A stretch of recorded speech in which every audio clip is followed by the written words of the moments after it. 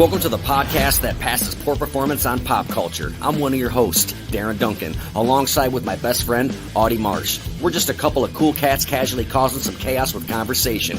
We're here to entertain you, not hurt your feelings, so don't blame us.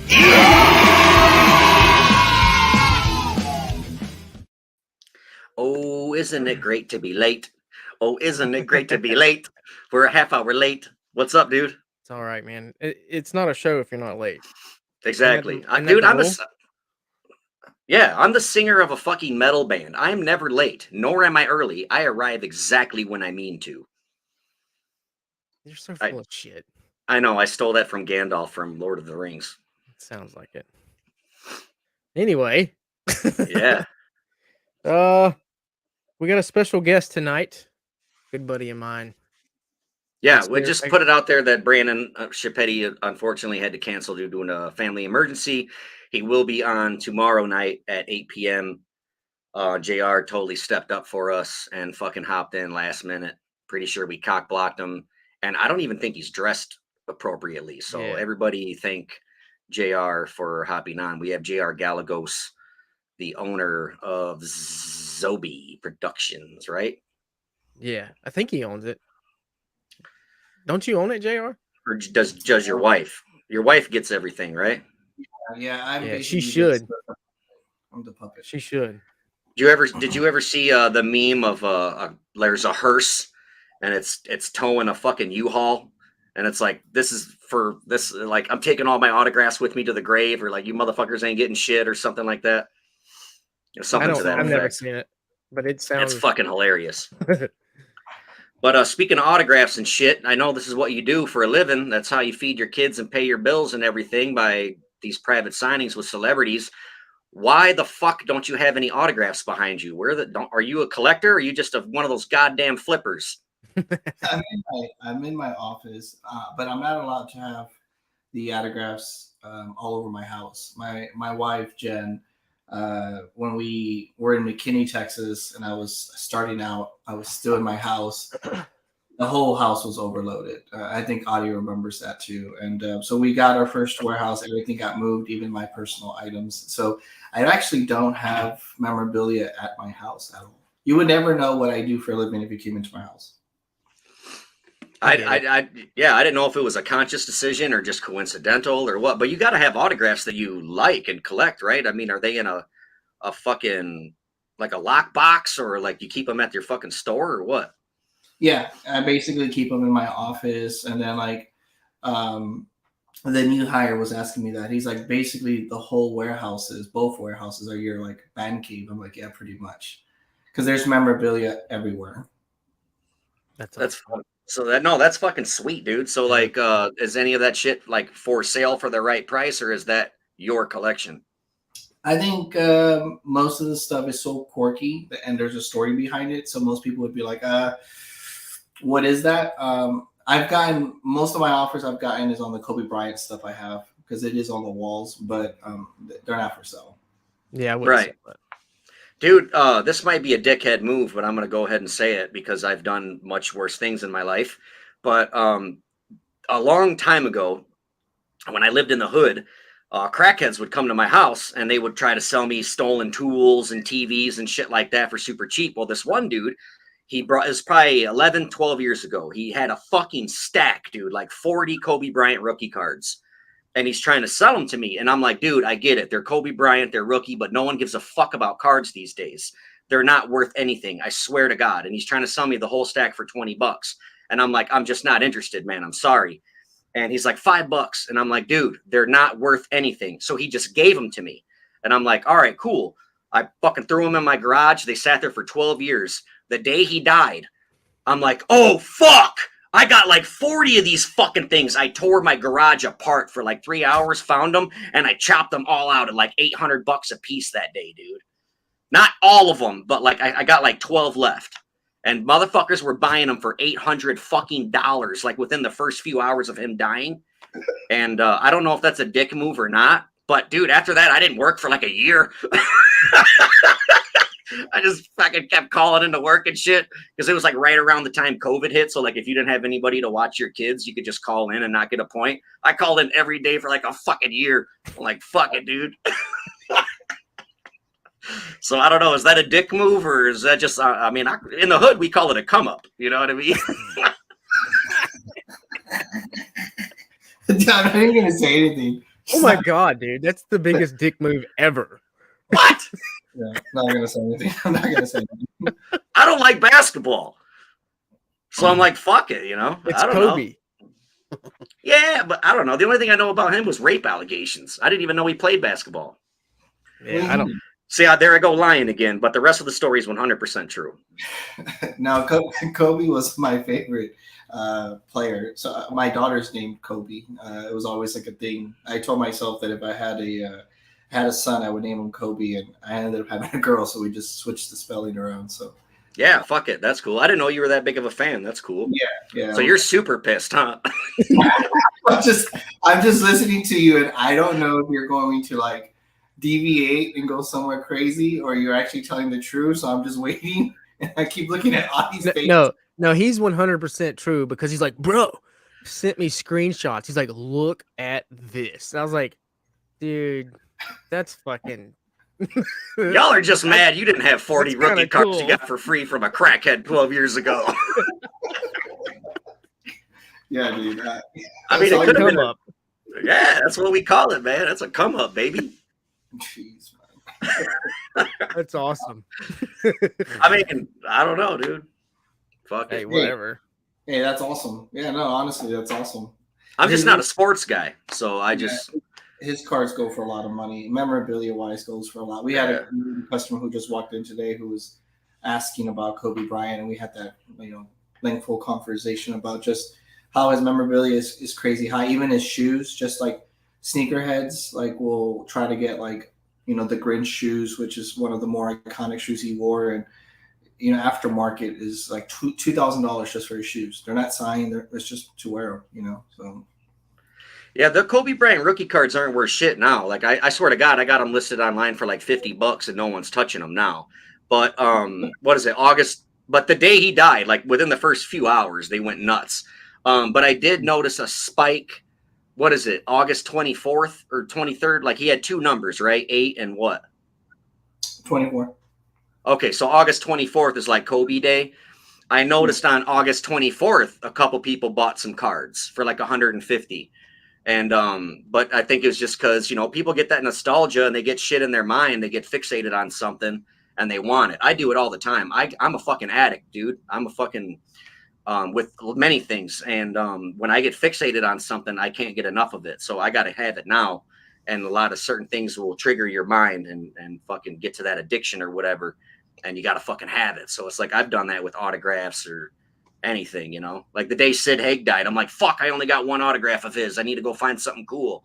But everybody did what I did basically and was fucking charging fucking way too much money, just like when fucking Carrie Fisher died. When Carrie Fisher died, Princess Leia, the fucking pop figures weren't worth shit. But the day she died, they fucking went up, because everybody had to have one, Audie's got a couple of like props that I think from Sid that I think are really, really cool and unique. You still got those? Yeah, I got the little pinball bucket of chicken. It's a pretty cool story because when I went to that con there, I think it was a Kansas City, and I had 8x10s, and I had a few Sid that I actually got from Zobie here at the house, but just meeting him, obviously to meet him and talk to him, you get an autograph. And I got up to him and like it was sitting right in front of him, like it was his, like he had, had it off to the side, like for him, and no one was asking him for it. Like, hey, and I was like, hey, Sid, I was like, are you selling that? I'll pay good money for it right now. And he was kind of brittle and really sick. I could barely hear him as he's talking to me, and he's like, yeah, it's yours. And I was like, and I pulled out like $60 because I was like, this can't be $20. There's no way. And I had $60 and was gonna hand it, and he's like, just 20. Signed it, took like a photo together, and the rest is history. I didn't know that would be one of his last cons. Apparently those bucket of chickens are like Darren was saying, man, he's gone now, and you could find those bucket of chickens for like $400-500, and it's like Mhm. this big, I've you never know. And I'm seen just one. You'll have to Look, show me sometime. yeah, it's like a pinball.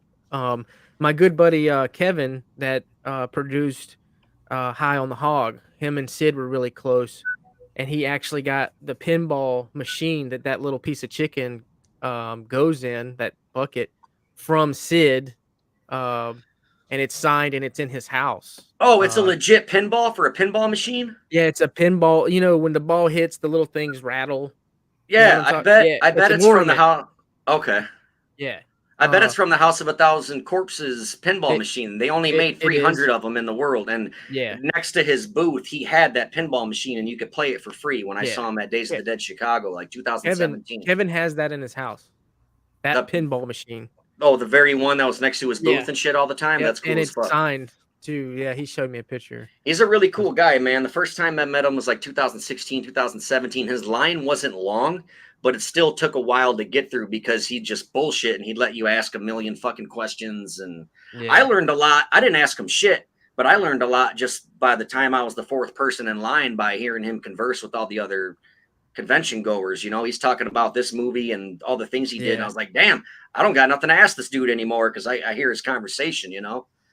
But he's a funny dude, and he don't take shit either, man. If you fucking try to slip in some shit on him, he'll fucking call you out on it. He's like, I know how this fucking signing shit goes, you know, because I've seen and heard of motherfuckers in the industry that they do a deal with Sid Haig for 200 pieces, and they'll fucking try to slide in an extra 50, and he's like, Yeah. fuck you, he stood up for himself. He was old, Yeah. but he didn't take no shit. Yeah, He was he was not all about scared to the throw fan. them. Yeah, he wasn't scared to throw them old man hands, I bet. What about you, JR? What is your experience with Sid? I mean, everybody talks good about him. I've never heard a bad story with Sid. yeah, no, he was always really nice to us. I met him for the first time in San Antonio, Texas. It was back probably 2015, 2014, maybe.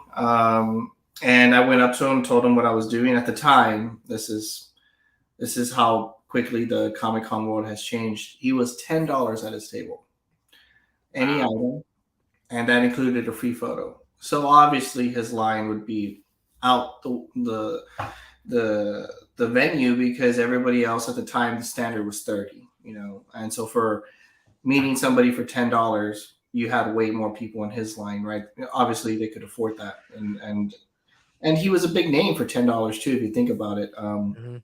We're no longer in that world where anybody's charging $10 at a Comic-Con, but No. hell, I don't think you can get into a Comic-Con for $10 for the most part. But I met him. I told him what I was trying to do. This Zobie wasn't even a thing yet, and he gave me his number and his email address, and we exchanged emails several times, and we did our first signing. So I've never had any negative experiences with him. It was always amazing. Yeah, I sure hated hearing about that when he passed, and I know he had an IG and he had a website, and I remember seeing all that, uh, all the backlash that his wife was catching for that, and Mhm. there was so many like uh dirty fans that I couldn't believe some of the stuff they were commenting on that. I was like, let this man rest in peace, and let his wife, deal with what she's dealing with. But it was pretty bad. Well, You people got shit talking him. absolutely, dude. It was bad. How? There's like nothing bad to say about that fucking guy that I know of. Dude, it was bad. It actually, I think it ended up putting like a really bad sour taste in his wife, and uh there was so much more that could have been done with some of the stuff he had apparently, and there was a movie that got stopped because a documentary because of that incident right there. And I only know that because my buddy Kevin was involved in it, but uh yeah, over some disgruntled fans. Like I've never seen anybody talk so much shit about Sick Hag. When he passed, it was like game over, like all this built up aggression. I was like, this dude wouldn't like he was like when you were around him, his presence was like grandpa or Uncle Bob. You had that comfort feeling, and I couldn't believe it. Some of the fans, and I guess you call them fans, of some of the shit they were saying. I wouldn't even call them fans. It was pretty bad. I wonder if They're people not. just don't know how to take him because, like, he's a ball buster like me. Like, he will talk shit. What's up, motherfucker? You know what I mean? That's how he talks. And I wonder if people just thought he was being a dick. What? Because he You know? died? No, because the way he talks to you, you know what I Yeah. mean? Like my buddy Matt Huff, he was getting a picture with him, and I went to grab my buddy's phone. I'm like, I'll take the phone and take a picture of you and Sid. And then like this girl was like, no, that's what I'm here for. And Captain Spaulding told that girl, he's like, you tell that guy to shut the fuck up. And he's talking about me, but he was fucking around, you know. Like I Yeah. have that kind of sense of humor. That's how I talk to people. And I wonder if him busting balls, if that pissed people off because they don't know how to take a fucking joke these days. Yeah, I but they wonder waited till he died to comment on his page. to say That's some where, shit. Yeah, yeah, like bitch that's ass. yeah, whatever. I think a lot of it has to do with the culture now with social media. Everybody's got an opinion, right? And they always want to throw in their 2 cents. And I think we've got to the point where people just aren't held accountable for the things they say. Yes. And unfortunately, that's part of the business is when people pass the eyes on the product, go through the roof. Audie's aware of my rule when it comes to memorabilia. If somebody dies, we Yep. pull it. And for the most part, we forget to go back to even list it. So I know there's a stack of Sid Haig stuff there. I just won't go back and just forget about it. But everybody handles things differently. And I think sometimes people don't know how to communicate, or they are entitled and they try to bash people at their worst moments. And the reality is negativity attracts more eyes, unfortunately. This is the world we live in. So I mean, it's unfortunate, but that's the truth. Reality. Right. Look at MGK. He's fucking popular as fuck, and it's because everybody hates him. You know what I mean? Yeah. But yeah, people aren't held accountable for their words anymore, their actions, and I wish that instead of a like button, Facebook has a like button. I wish you could have a punch in the face button where you could just send them a Yeah. fucking And fist. punch. Yeah, me too. Yeah, motherfuckers. I fucking hate that shit, dude. I think people try to always. They'll try to push their agenda, especially if it's a negative one, and then people will be liking it, like, oh my god, and then instantly it becomes, well, everybody thinks that because they got 10 likes. I'm like, 10 people, because of 10 people liking that comment, everybody hates something, and it's unfortunate when it happens in that scenario because it's like, man, that's brutal, right? But it's just, yeah, social media is a very toxic place. I mean, it's just, Yeah, absolutely. And it's only getting worse. oh yeah. Yeah, I was watching a podcast on one of my favorite rappers, which a lot of people don't like because he's everywhere. Is Riff Raff, and he was on a podcast and he was talking about social media, how he said it gives the wrong person a voice. He's like, my DMs on my IG are blown up by people I don't even know. And it's like, and he said it was like just negative. Like, why did you cancel? Why were you only on stage for an hour? Why did it take? And he's like, this is the problem with the social media is it gives, and he said it, I'm not talking fans or peasants, but he was like, I'm a artist, I'm a performer, and I have some person in my DMs that's pissed off at me. And it's like things happen, and he made a good valid point because it's like, uh let's go back like what? Maybe MySpace. I don't even think you could reach out to celebrities in MySpace, could you? Because it wasn't Yeah, really a big No. thing. I think you could. Could you? Because they I've didn't contacted have bands. they didn't have verified, so it was like some fan Oh, you page. didn't But even know if it was yeah, so really you them didn't or not. know. But going back to where all three of us were all about the same age, where we had, I know I had like a track phone that I had to buy minutes for, and the internet I can only get if I go to like my neighbor's house because we didn't even have the internet, the dial up, and the to think if I could reach out to like, I don't know, Sid Haig or Riff Raff or MGK during those times, imagine how different it would have been then than it is now, with just how big it is for anybody to fucking message, anybody without going through an agent. You know what I mean? Like it's a good and a bad thing, I guess, because for these podcasts that we do, they seem to always respond to us. Speaking of that, man, how did you? What was your like first private signing, Jr? Like, how did you reach out to people? Did you have to do it through an agency, or like you said with Sig at a con, or Were you sending fucking emails, Facebook messages?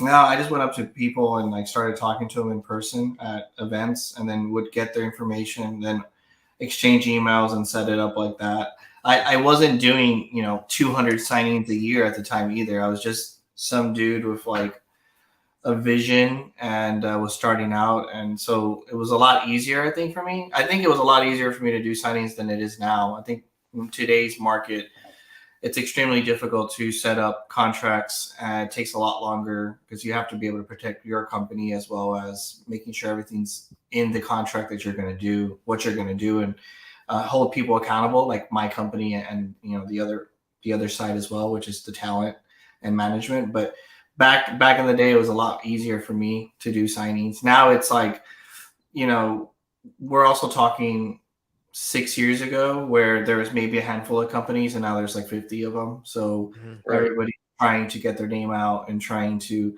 position themselves into that niche market in this big field. And so for me, it's now is a lot harder to set up deals.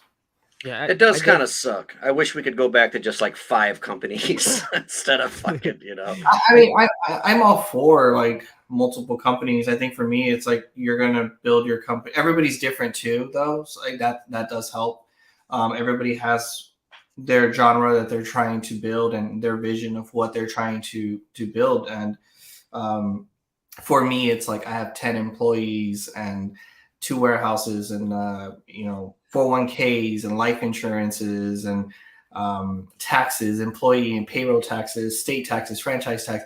My business is just set up differently than most, and we're trying to run an actual business and scale it to where it could be one day a company like Fanatics or something, like an actual corporate company. That's my vision. That's my goal. So everybody's going to be different. So from a signing perspective, we just do things a little bit different now. Yeah. Well, it sounds like you're doing it the right way as far as a company goes. Well, I can say this. I remember emailing Zobie. Mm-hmm. Yo, Yeah. yo, can I get this? What is this? And then Yeah.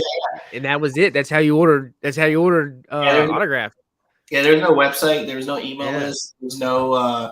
If you called, there was like a Google number that, because I didn't want to put my phone number out there, that you would call and I would be the one answering emails, answering the phone, fulfilling, posting the ads. Like I was everything, and I kind of miss that sometimes. Like I have moments, especially like today. Like I had a moment where I'm just like walking around and asking anybody, like, "Hey, what could I do?"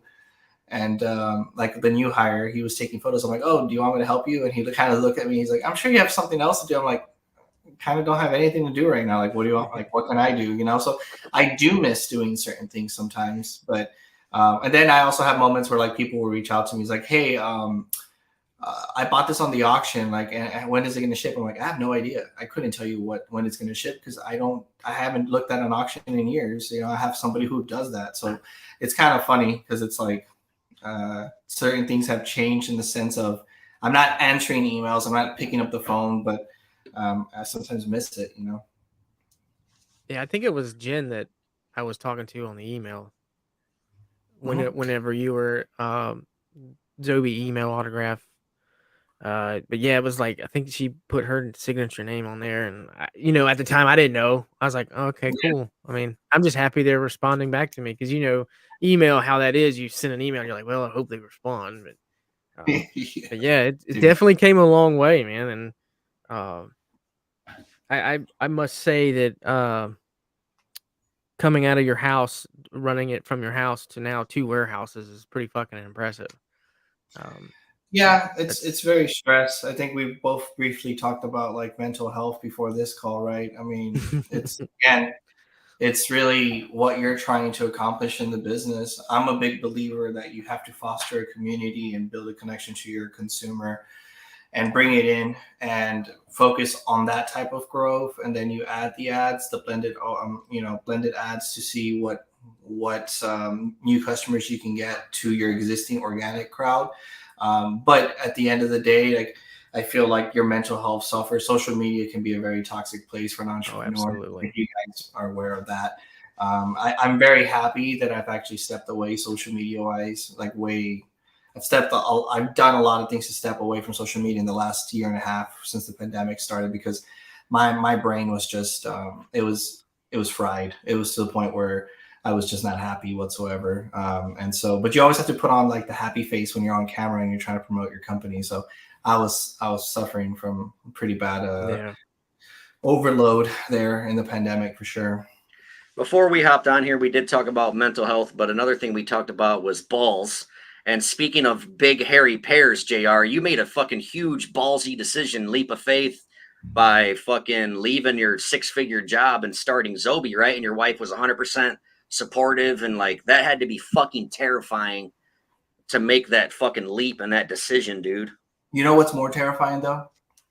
The counter to that I could have just been doing something that I didn't enjoy in life and waste my one life doing something I didn't care about. What's more terrifying than that too is the stress on your shoulders to make payroll every 2 weeks, because it's not like I have one person.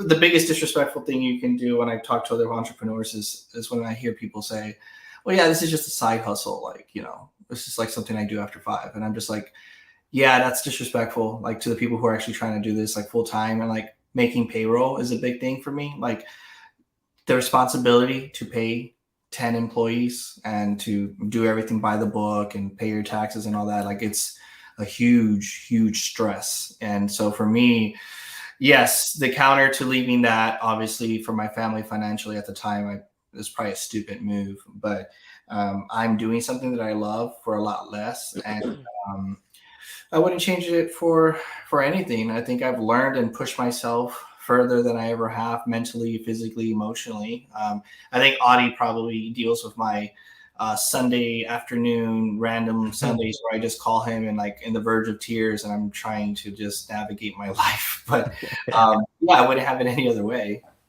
Yeah, it's you know, you bringing me onto the team opened up my eyes to everything. Someone that's not in it and doesn't see it, they just, I want it. When are you shipping it? When are you doing this? You brought me in, and it was like the Matrix. I took like the what is it, the red pill or whatever, and it opened me Yeah, up to everything. And I was like, yo, how do you do this? You know, yeah, it was definitely an eye opener. And at that time, I think you were still Zobie HQ was in your house, you yeah, know, yeah. It was. and it was like just everywhere memorabilia, and I was just like, shit, man. Yeah. I'll be honest with you. We have 6,200 square feet, and we ran out of space already. So we had to get new shelves that can just go higher, and decide that we have 20-foot walls. And the one thing that's happened in the pandemic with just like real estate and inflation, we were talking about that commercial real estate is like through the roof, square footage wise. People are asking for a lot. So we moved to Houston, Texas in the middle of a pandemic. It was probably one of the most hardest things I've ever done in my life. And you can't find, 10,000, 15,000 square feet warehouses that are available that fit what you need, which is full ventilation, air conditioning for what we do. It's very important. It's humid in Texas. It's the armpit of, the US. And Yeah. it's kind of crazy what you deal with obstacles as an entrepreneur trying to navigate day-to-day operations, but as well as growth and scaling the business. And I think that I miss being in a 120 square foot office, and that was the 2 racks of Zobie products at the time. I wish some of the things from the beginning it was still like that, because I would be lying to you if I would say I didn't get emotional sometimes thinking about that, because I feel like life was just a little bit simpler for me. Not only mentally, but emotionally. Physically, it's whatever you adapt. The human body will adapt to it. But I kind of wish it was like that sometimes still. Yeah, it was definitely as you were growing, I was seeing more and more. I think at one point I was like, dude, like you got to bring more people on, man. We're sinking. Yeah, Because yeah. it was just Especially in the like, pandemic. Well, yeah, if you think about it, March of 2020, when the pandemic hit, we had one employee, which was Adam, employee 001. Now we're like deep into like Marco is the latest new hire. He started Tuesday. And then we had like 5 different interviews already for like another team member. So it's just kind of one of those things where you also, you don't know how, like you kind of add people and you're like trying to build and scale and have different pillars, and you're kind of like trying to get talent, not just bodies. But one of the things as an entrepreneur is like you just need bodies to do something. Like I just need somebody to make these boxes or print these labels. And then as you actually start growing, you have time to breathe. You're like, okay, I need somebody to do this, or this is something that we need help now, but this is what we need to do to grow. It's a whole different challenge in itself. I think I do enjoy that, but I do also enjoy the simpler times in business too, you know. What's your hiring process like? Do you put ads in the paper? Or is it word of mouth? Like, hey, my cousin would be good at this job, and you do full interviews and all that shit, or what?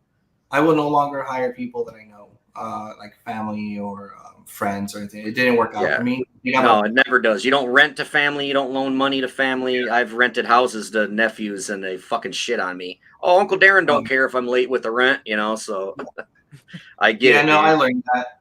I like to think that I'm like, and Adi probably knows this, is probably like my worst trait is that I'm like, I will believe in anybody and give as many chances as possible. Like naturally, I try to believe in what people are saying, that this is who they are, this is what they're going to do.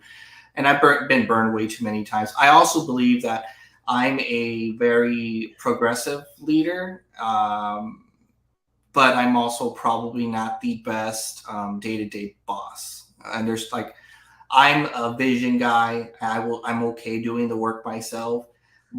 But if I'm like the guy that will try to do everything. And most people, if you're a type of person that, oh, well, he's doing everything, I kind of will just like chill, you probably won't work well with our group of employees, just because everybody's a go-getter. Everybody's trying to like eat, you know, and they are like looking at it like what it could be, right? They truly, especially guys like Adam. Like Adam's been there when there was 5 shelves and now there's 2 warehouses and different rows. So he knows what we can do. And so I'm just not the guy that's going to be like, hey, Audie, you did amazing today. Good job. Kudos to you.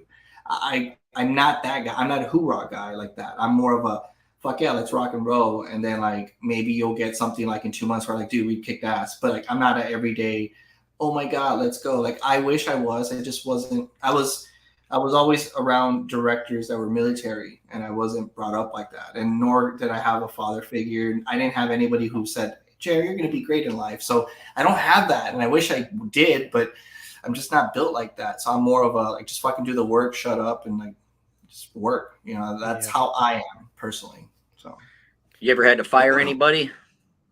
Yeah. You want to talk about it or no? Yeah, I don't care. I mean, I think I have pros and cons, and Audie knows that, but I've had employees who just didn't work out. They just didn't work out because they didn't have it. Okay. It was what we needed, you know, and sometimes also people, I think you'll always meet somebody in the interview process and they're always going to say like, I'm the best thing. I know this, I know this, I know this. And you're like, oh, okay, cool. Like, and then they start working and you're like, that guy was full of shit. Yeah. And then but I think I guess this is more like advice for anybody who's possibly like, you know, an entrepreneur who might be listening to this, is you learn a lot about yourself when that happens. Like you truly do learn more about the losses or the decisions that were made that just didn't work out. You realize where you went wrong. And if you can actually do something about it, it would be very positive for you long-term business-wise and human-wise too. Like one of the things I've always wanted to do is I wanted to build a company that had benefits. I remember it took me a while in cybersecurity to get real good benefits because the market was so competitive. They would give anybody a good salary because everybody was trying to go right out of college making 6 figures. So it's like, they'll just kind of treat you like however, you know, like we're going to call you at 2 a.m, you better answer. And that's kind of the way they treated you. Because of you were getting paid so much. So I wanted to be able to offer a 401k 6% match. I wanted to be able to pay for dental and vision. And I wanted to be able to have taken care of like medical, you know, insurance is super difficult, A, and B, it's very expensive, which most American families realize that, you know, it's going to be very expensive for a family. And I wanted to be able to like this year we're doing something in June where it's mandatory mental week, the last week of June. Everybody's getting a 1 week paid vacation, and it's just a mental week because by the time you hit 6 months in, you're pretty burned out. It's when you start the second 6 weeks, 6 months of the year. So I told everybody, like, everybody's getting the week off. Nobody's gonna answer emails. Nobody's gonna fulfill anything. Nobody's gonna list anything. We'll have daily specials if the customers can't wait 5 business days to ship the item. Don't buy it, right? That's how we're gonna do it because our mental health is more important than an email that needs to be answered. It's autographs. This isn't life or death. This isn't water and food that we're selling. We're selling an emotional need, emotional response right there and then. I want this. So I think my guys' mental health, my team's mental health is super important. So we're going to do that this year. It's just That's amazing. I've never heard of anybody doing that, and I think that's fucking awesome of you. Not only having to let not customers, let employees go. Are there any clients that you had to blacklist? I obviously don't expect you to name drop, but is there? Can you tell us about any situations without name dropping or shooting yourself in the foot about some fucking celebrities? You're like, I am never doing a signing with that motherfucker again. I've been burned more than I wish to admit. Burned yeah. How? I won't mention names, but we've had right. Situations this week where people have backed out of deals because they want to charge more. I've had a situation, Adi knows the details about it, where 2 days before we were supposed to get on a flight recently, somebody tried to up their price by like $25 across the board, which would allow us to be in two scenarios. And he knows the truth of what I said to this person, but I would either go forward with it and lose money because we had taken in product for fans and wholesale and just do the signing, take it on the chin, or say, go fuck yourself. We're not going to do it. And I chose that position and then finally came to their senses and we did the deal. But I think right now, what people need to understand is we're still seeing the side effects of a pandemic, right? I mean, I think China's still locked down. You have inflation at an all-time high, right? People's additional revenue or income that they have, you go and put gas, you're spending, a lot more money than you're used to the week before. Money's tight right now for everybody. You also see the side effect from businesses. You can get Funko Pops for $8, $9 before the pandemic. You can get whatever you want. Now, 1/4 of the inventory is non-existent. It's being pushed back. You're paying 3 times the amount you used to pay. You're paying $15, $16 per pop. People expect for you to add the same type of value in a $40 box when the celebrities are signed. Like now the mandatory minimum is like $50. Oh, and if you want a Funko Pop, it's an extra 20. So it's like, how are you supposed to still produce really great products at reasonable price points? It's not realistic. So when I have those situations and celebrities try to modify what they want to get paid, I think they feel like they can strong arm you. Sadly, I see a lot of companies going through with it still. And I think that if we actually spoke to each other and said, hey, if you do it, you're basically screwing the customers, you're screwing yourself, and you're also screwing the person that's going to come in after you as a business. Because now they're basically going to tell their celebrity friends, hey, you can do this and get away with it. And I didn't never even thought of that. Yeah, that's a bad precedence in the business, right? And so you have to be able to make decisions what's right for what you're doing. Everybody's in different situations. You mentioned inflation and shit, like after the pandemic started and all this, man. You could probably appreciate some of it, but the other part I know you're gonna hate. The other day we were making out of cheddars, dude. That's my fucking favorite shit in the planet, right? You know what that is, right? All right, Audie don't, because he's fucking white as fuck. But anyway, I had some when I came up there, ass. I know. I introduced you to it, and you're welcome, by the way. But anyway, I could eat that shit every goddamn day. But my old lady went to the fucking store, and it was like $12 a pound for skirt steak, which is fucking insane because it's usually like it's an expensive meat, $5, $6, $7 a pound. But dude, what pissed me off, she bought a fucking watermelon for the kids. That motherfucker was $12 for a fucking watermelon. Yeah. I was like, man. Yeah, so think about it. If fajitas go from $5 to $6, go to $12, typical family of four, average salary for a family is 60 to 65,000. That's pretty much 90% of America. Well, how much extra income do you have to pay gas, pay your bills, your rent? I mean, I see New York, some people are getting monthly rent already was like $2,400. Now it's like $4,200. And it's like you have a couple months to either figure it out or, fuck off. It's tough. That's the reality. And we are not selling water or food. It's not a necessity. So you have to be very creative. One of the things I started doing was like, oh, I'll offer free shipping on products, just to be able to like save some money. Now, that doesn't mean that we're getting free shipping from USPS or UPS. No, we're still paying it. But Right. how can I give incentives to the customers to be able to still buy? How do you not impact monthly sales when everything's getting higher? So I'm trying to get creative. Well, you did, in my opinion, with the Zobie supporter thing. Mhm. $6 a month. I mean, we all piss $6 a day. Like, fuck, what's $6 a month? Yeah. And you get 20% off. Like, that's fucking awesome.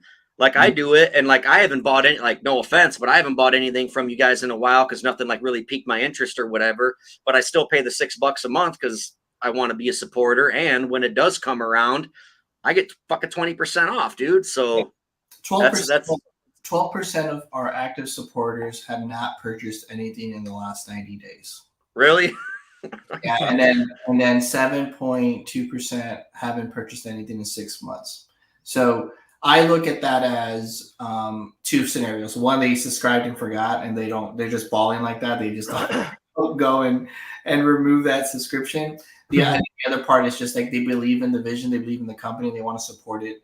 One guy randomly last week, he purchased something on the website and left $100 tip. Like nobody really Damn. like we have the tip option. I think we've gotten like maybe a handful of them. And he sent an email. I was like, "Hey, I tipped this because like you were like just great on that live video you did." And I was like, "Dude, thank you so much. Like that helps." And I've always said the supporter discount literally keeps the lights on in the sense it pays the lease on the warehouse. That's literally where the money goes to.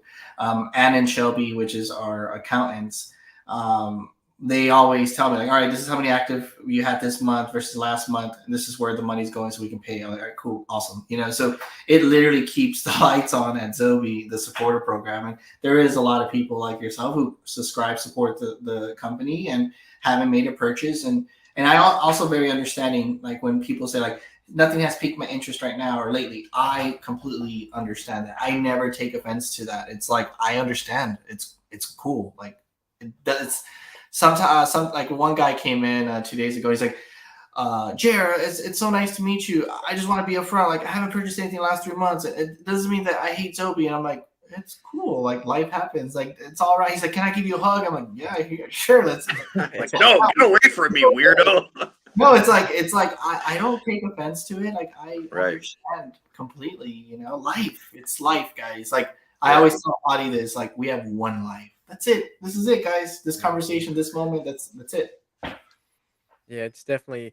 And that goes into like the mystery boxes too. Jayare knows How are you gonna fuck this segue up? We're talking about support, and you didn't even bring up our goddamn Patreon, you son of a bitch. We'll If get to anyone that wants later. to support this podcast, we will take your $5 a month. We don't charge $6 like Zobie. We only charge $5. Yeah. All right, now go ahead. I had to do a plug, man. I can't believe you fucked that segue up. Should I plug the Zobie ad in this right now? You see what I deal with, Jayare? My co-host fucking sucks sometimes. Dude, No, but our podcast ain't free either. You know what I mean? Like I can only imagine what you spend a year on fucking boxes and tissue paper and fucking bubble wrap, and like we pay $50 a month just to go live. I fucking dropped over $300 on t-shirts the other day. So it's like, if anybody out there wants to support us, please send us $5 a month. I fucking love it. Yeah, no, people totally don't understand like how much that helps. To be honest with you, because I remember like you don't make money on mystery boxes. Trust me. That's the reason why there's only and that's what I was going to go into before I was rudely interrupted. Like you should see the conversation between Jayare and I. He's pumping mystery boxes. I'm helping what little I can do from here. And I see so many negative Nancys. and JR has had to reel me back in. Like, dude, it's not the end of the world.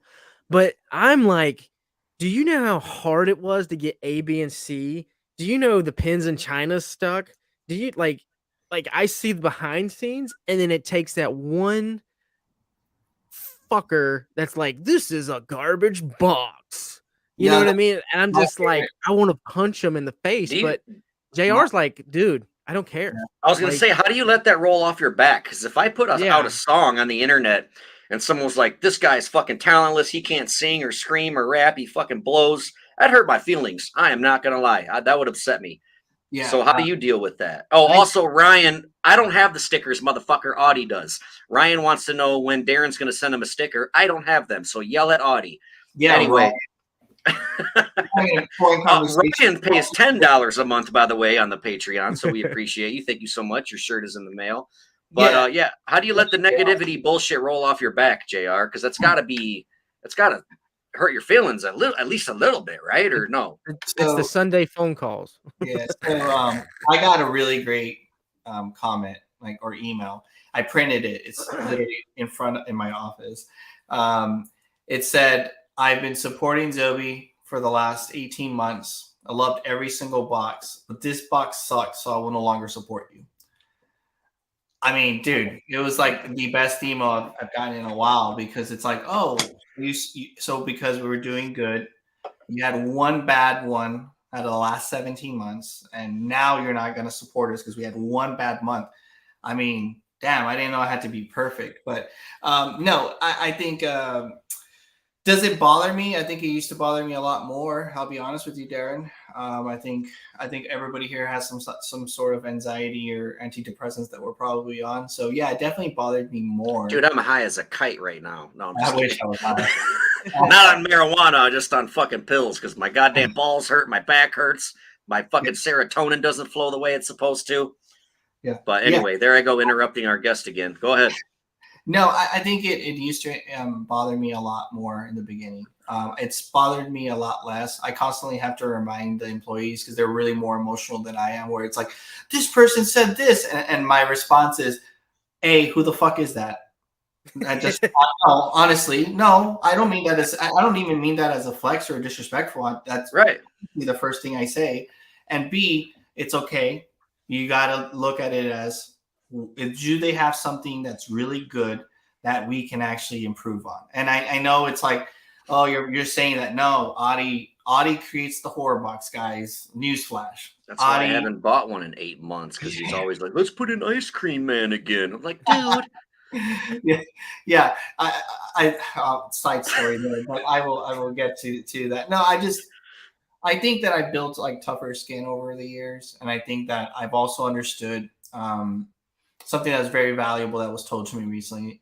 And I was venting to somebody, and they're like, hey, I had this conversation with this multi-billionaire, and this is what he told me when I asked him something similar. He said, if I was to get out of bed every single day and just focus on making everybody happy, I wouldn't have any type of happiness or wealth or health. And it really hit me hard when I heard that, because if you really break down what that means, is that we all want to make sure we all hit it out of the park, right? We want to make sure that everything we do, we're the best. We're the best looking. We're the tallest person in the room. We have the biggest muscles. We have the most money. We have biggest cock, the biggest dicks, everything, right? That's literally what it is, right? Mm-hmm. The reality is, that's not the truth, right? There's gonna be some tough things that we're gonna have to encounter. Probably things that are gonna hurt the ego. You know, we're gonna fail for sure, 100%. We're gonna fail every fucking day. How much can you get up and take that shit in the chin over and over and over so you can walk stronger the next day? Audie's experienced this with me. I'm not perfect whatsoever. I fucked up more than I've had W's, you know, but I eat the L's and I don't let it like really affect me like it used to. It used to like get really dark for me, edge of the cliff type of deal, you know. Mm-hmm. And now I'm just like, fuck it. Like, I fucked up. Let's fucking come back stronger. And it's not just me. I mean, I think we get probably 2 or 3 people who will like say something negative and they have to go share it in every single fucking community and social media. Honestly, who the fuck are you? Like, honestly, like, just Right. be fucking honest. Like, go build something. Like, I see a comment right now is like Eric Andrews. My pins are stuck in China right now too. I do a small horror box. I made under $10 my first box. You understand the struggle, then, Eric. Yeah, You and keep going with it, man. Just you fucking might go. your first year, you're not. I've always been told like your first year of being an entrepreneur or whatever, you ain't gonna probably make a goddamn dime in your first Yeah. year. And he knows, right? He's literally going through it. And so for Right. one small business owner to the other, keep fucking going. You're not going to make money. And You're I'm just a you're, yeah. you're gonna do this for love. For love. Let's like you're all about it. You want to talk about how you can do all this, prove it. Lose fucking money. Exactly. Right. Lose money, lose sleep, lose hair, lose everything. Let's see how much you fucking love this shit. And then you're around for fucking 5 years, 6 years, and you're scaling. You're not the same fucking company. You're not it's still working from home. You have like employees. You've grown. Then show me like how much you fucking love it, right? Everybody's got an opinion. I don't give a fuck. Look, 100%. That's the best shit I've ever heard you say, motherfucker. Like you're challenging them, like bitch, fucking do it. You know, put your fucking money where your mouth is, motherfucker. Yeah, you want to talk shit? Prove it. Prove Right. it. Yeah. Prove it to Audie yourself. here. I love acronyms. I'm a lyricist. I love playing on words, and Audie says all the time, man. Fail is what? Audie, tell him. Yeah, fail is the first attempt in learning. Boom. And that's what we take to the grave in the army. You know, it's just one of them things. Like to grow, you have to fail. And what JR said earlier, you can't take the W's all the time because you're not going to grow. I think the problem that I have dealing with some of the passion that I have behind doing the boxes, and like I said, that's a Sunday talk that JR and I do because I get pissed more than he does. Is the hard work and everything behind scenes. It's not the items. You can hate them. I don't give a shit. Your fandom is, oh, I only like the mainstream fandoms, but it's the negative Nancy's, maybe like 3 of them. This is fucking stupid. Fuck this. And it's like, and that goes back to the love and passion behind it. With me, I just envision everything that goes into it, and for someone to shit on it, fucking pisses me off. You know, But and JR used to be on the other side of that. JR was the one coming to me like, "Oh, what am I doing wrong?" I was Now gonna it's ask, like yeah. me going to him. I'm like, "Fuck these Because motherfuckers!" because you sit around and watch all the fucking YouTube videos. I bet Jr. Do you even I do. watch the reviews anymore? Oh, oh I man, and wouldn't that's either. You my probably problem, first of is all, you probably don't have the fucking time to. But second of all, I wouldn't want to do it either because all YouTubers are boring. Besides me, of course, I'm like the best. But so here's he fucking scoffed at me. Oh my god. When Adi and I have these conversations, I always tell him like 2 or 3 people are always the loudest because the only way they get clout is by mentioning fucking Zobie. Yes. Yep, Yes, absolutely. fucking sir. You look at the Only negative time- Nancy's reviews on a Zobie. Yeah, the only time you're ever gonna get likes is by using my motherfucking name. That's it. Yep. Yep. Motherfucking boom. Dude, I'd like not to bring up like music again or like MGK again or whatever, but like I'm a fan of his. I like him. And I see all these cats on Facebook just talk mad shit about him, but it's like this is how I heard of this guy to begin with because I see all the negativity and I'm like, I'm gonna go peep this guy out. I bet he fucking is garbage. And I'm like, damn, I actually really like this shit. And I would have been none the wiser. I had no fucking idea who he was if it wasn't for the goddamn haters out there. Yeah. Yep. It happens, and for me, I look at it as like me and Audie have these conversations on Sundays. It's literally random Sundays we'll talk, and it's like, dude, look who it's coming from. You don't even know who they are. I legit don't know who they are. I don't go on YouTube. I don't. It's very toxic for me. I will sometimes make a comment because like if somebody sends me the video like 2-3 times and it's outside of my team, then I'm like, let me watch this shit, right? Or if my wife says like, you should watch this. They had some really good feedback. Like, I know you weren't happy with this product because this happened. They don't know, but this happened. Watch this. I'm like, okay, and I'll make a comment, and I'll always put -JR, like so they know it's coming from me. I saw it. But I don't go, and I'm not in any other community. Like, you can send me all the invites you want. I'm never gonna accept them. Right. I won't answer stuff after 5. That's my time for my mental health and my family. Right. They come first. You know. Mm-hmm. But yeah, I don't put myself out there like that. I couldn't tell you what anybody else is doing. I had a conversation with Michael Minton He runs a good company in Illinois, and we saw each other for the first time before the pandemic. And he's I telling was me, there for that actually. yeah, well, this was like a horror hound. This is like 4 weeks ago or something. Well, you And met him before that. right, but like I hadn't seen him since then. Actually, I hadn't Oh, seen okay. I see what you're saying now. Hmm. And so I got up and like we hugged. I'm like, hey, how you doing? Like, how's everything? And he goes, oh, I've been so busy. I'm sure you're aware. And I was like, no, like, how you been? I have no idea. Right. Like, I have no idea. And he goes, Like, no offense, you know. yeah, no. And I told him, and he was looking at me like, he was kind of looking at me like, let's go to dinner. And I'm like, yeah, let's go to dinner. Like, we went to BJ's restaurant, and he's telling me like all these like things that are happening on in the world, and I'm just like, holy crap. He's like, your mouth's like open, like when I'm talking. I was like, I have no idea. Like, I didn't know that was going on. He's like, your guys aren't telling you about this stuff that's going on. I was like, no, my guys talk to me about Zobie mystery boxes or whatever the hell's going on, like an email that came in that's like, you know, like, hey, this has got damaged or something. But like, I personally I'm part of any community. I don't really talk to a lot of people. I'm really loner.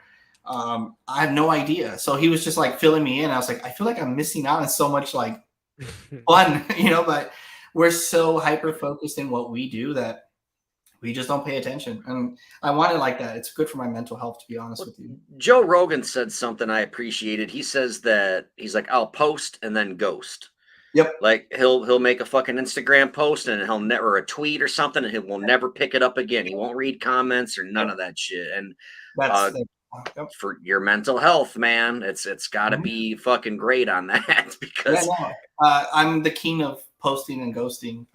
Audie kind of makes fun of me sometimes. He's like, "Did you see that comment?" I was like, "Yeah, no, I didn't." Like, I think for me, I'm 36 years old. I know that most men live between 66 and 74 years old. So I'm like, well, shit, life's going so fast. My daughter's going to be 12. Zoe's going to be a teenager soon. I'm also like, in the last 2 years, have really come to like understand what makes me happy and like how valuable life is. Like this moment we're sharing right now, like once that's done, that's done. It's just a memory now for us. And like for me, like not to get like hardcore about it, but like time is so precious to us. You know, I only jump on here because I love both of you and you've always been great to me. So I'm getting on here and we're having this badass moment and having this conversation, but life's so precious that I think a lot of people waste time. And for me, like, I really want to build something that's going to like change. It was going to make it for better. And so for me, I don't want to waste fucking time. And so social media is a waste of time for me. There's 3 things I want to say about that. A, I love you too. 2, that's not necessarily true because you can always go back and listen to this on Spotify, even though the moment's gone. And the 3rd thing I want to say about that is life is like a roll of toilet paper. The closer you get to the end of it, the faster it goes. Yeah, that's true. That message from Darren Duncan. Toilet paper. I can always go buy more toilet paper, fucker. Now you're going to get requests to sign toilet paper. Yeah. I'll sign some toilet paper. I remember getting a box from you guys and the tissue paper said Zobie on it. Yeah. And I commented on it in my unboxing video. I'm like, this shit was not free. He had to fucking pay to get his fucking name printed on it. And I never once saw it again. Yeah. And I'm like, he probably realized like that was it was cool, but dumb because it fucking cost me this much. Like, how much do you fucking spend a year on cardboard, tissue paper, bubble wrap? Just your fucking. Yeah, 257,000 last year. On just that. Yeah. Jesus fucking Christ. It's the shipping. You should see the shipping, bro. Yeah, the shipping. Yeah, I didn't even think of that. Yeah, without shipping alone. Just shipping label. Who do you get your cardboard from? Do you have trucks that bring in cardboard boxes? Yeah, I think between cardboard, tissue paper, envelopes, top loaders, and then shipping was 811,000 last year. I heard that there was recently. I mean, there's a fucking shortage for everything. That, you know, whenever, but I don't think it's a shortage of material. It's probably a shortage on truck drivers. Yeah, you know, because like the bar don't have chicken wings anymore. And it's like, oh, there ain't a fucking chicken shortage. There's a billion of them motherfuckers everywhere. There's tons of chickens. Go kill them and make some goddamn wings. It's the fact that they can't get them delivered to the restaurants and the bars. So like, I did recently hear that there was a top loader shortage. Did you have to deal with that or not? Because I heard someone else who owns a smaller company said there was a top loader shortage. So there are 2 things on that. One, it's also like maybe there is there is a lot of chicken, but nobody wants to pay the prices. That's another thing that you don't think about. Right. But, top The loader, bartender did tell me that they would have to charge like it was like $2 or something a wing. Like there's no that 50-cent wing Wednesday is gone, you know? yeah, nobody's doing that. I mean, I think Right. even Wingstop was saying that it's like not actual wings, it's like nuggets now or something. They were doing that for a period of time, but yeah, because you know what? If you think about it, boneless wings are chicken nuggets for adults. Oh, absolutely. But I will fuck up some boneless wings. I don't give a shit. You call me less of a take my man card, my metal card. I will relinquish it. I don't care. I love stabbing a fork into a little fucking ball of meat, dipping it in some shit and eating the fuck out of it. Fuck bones. It just all it does is get in my beard. Fuck that. Yeah, I think the biggest issue you have is if anything that's being imported by China. So that means most top loaders, which is a plastic, is manufactured in China, as well as enamel lapel pins. There's a bunch of different distributors, but if you really look at where they're coming from 10 major warehouses in one city in one part of China, right?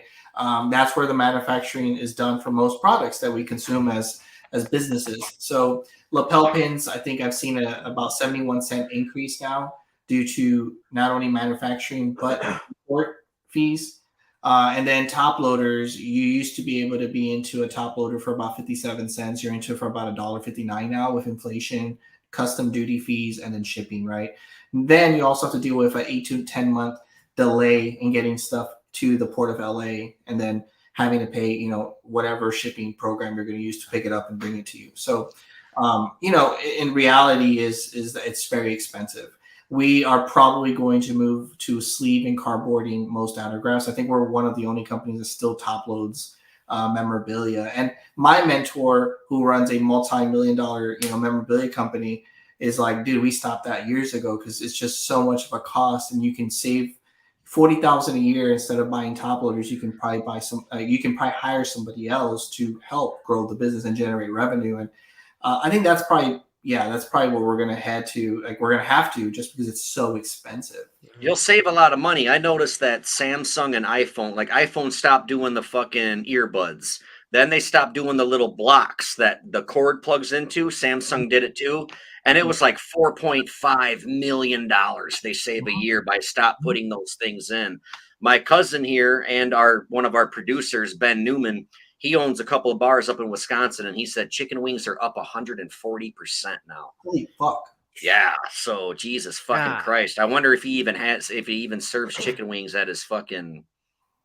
Yeah, and that's unfortunate, dude. I mean, think about it. Like everything's getting more expensive, everything's more delayed. So your profit line, like I hate when I talk to entrepreneurs and they're like, I made 100,000 last year. I'm like, did you really make 100,000 or did you gross 100,000? There's a big difference. Yes. You can gross 100,000 and make $2,000 net. But when you really start looking at your business and what your profits are, like net after everything, you realize that your operating cost is going to be pretty aggressive, right? So it's difficult to be able to provide quality product time in, time out. And so I'm always, and Adi knows this, I'm always like, dude, if I hear somebody putting out like back-to-back mystery boxes that are really good, I'm like, fuck, that was awesome. Like that's good for them. Like they figured it out, because it's really difficult. And it's funny because mystery boxes is what Zobie started with, but Zobie boxes is one of like the many things we do. It's not even like one of the things that defines our company brand anymore. You know, it's, to be quite honest with you, it's something that we just do. So it's a challenge for sure, 100%. What do you think you make the most money on? Like your biggest profit or because this way people can know if they really want to support Zobie and they don't like the boxes, they can still, buy this. What's your, like, what object gives you the most profit margin and shit like that? Honestly, the best profit margin is when we set up at vendor tables at Comic Cons. Okay, cool.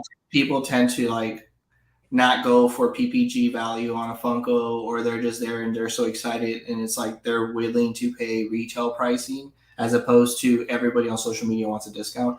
Yeah. I can't begin to tell you how many times I get emails every fucking day like, so and so offered me 10% if I bought something. Do you guys have a discount code? And I'm like, if you really want to support small business, pay full price. Like, percent is like on a 15% margin that we're making. When I give you 10%, we're making 5%. Right. Like, and it's like, I got a YouTube channel. Give me some free boxes, or comment on that. Me Yeah, and like me being in a band, I sell T-shirts and stuff like that. We started doing that, branching that to the podcast now. But like, I'll get off stage and some bitch will be like, "Let me get a free shirt," and I'm like, "Do you like my band? I love your band. Well, then you shouldn't Just go mind buy spending $20 to support us. Yeah. I don't have $20. Well, coincidentally, bitch, I don't have free T-shirts. Yeah, well, that's my fault. I give away a lot of my T-shirts, but probably where we would make the most money is if people actually bought our T-shirts or stickers or hats or whatever. Right. Because usually there's a margin there. If a T-shirt's $10, you sell it for 20, you make $10. You probably don't make that in a mystery box, to be honest with you. You're not making $10 per box. And if there's a company out there doing it, like, hey, hit me up. I'd love to like talk to you. Yeah, no shit. Me too. I'll start one. Fuck it. But social media influencers. They feel so entitled, don't they? Like, so they got less than 100,000 subscribers, and they're like, they think they can actually help you by making a fucking video. Like, really, dude? It's so strange. I don't get that mentality, man. I get emails all the time. It's like, oh, I have YouTube channel. I have 100 subscribers. I'd love to get a free box and give my opinion. You want to give? No, you just want a free box. That's all there is to it. They're not trying to push your company. Here's a newsflash, influencer. If you're buying product on a website and then unboxing it on YouTube, you're not a fucking influencer. Okay? You're not a fucking Logan brother that gets paid $1 million to make a post. That's a fucking influencer. He influences people to go buy product.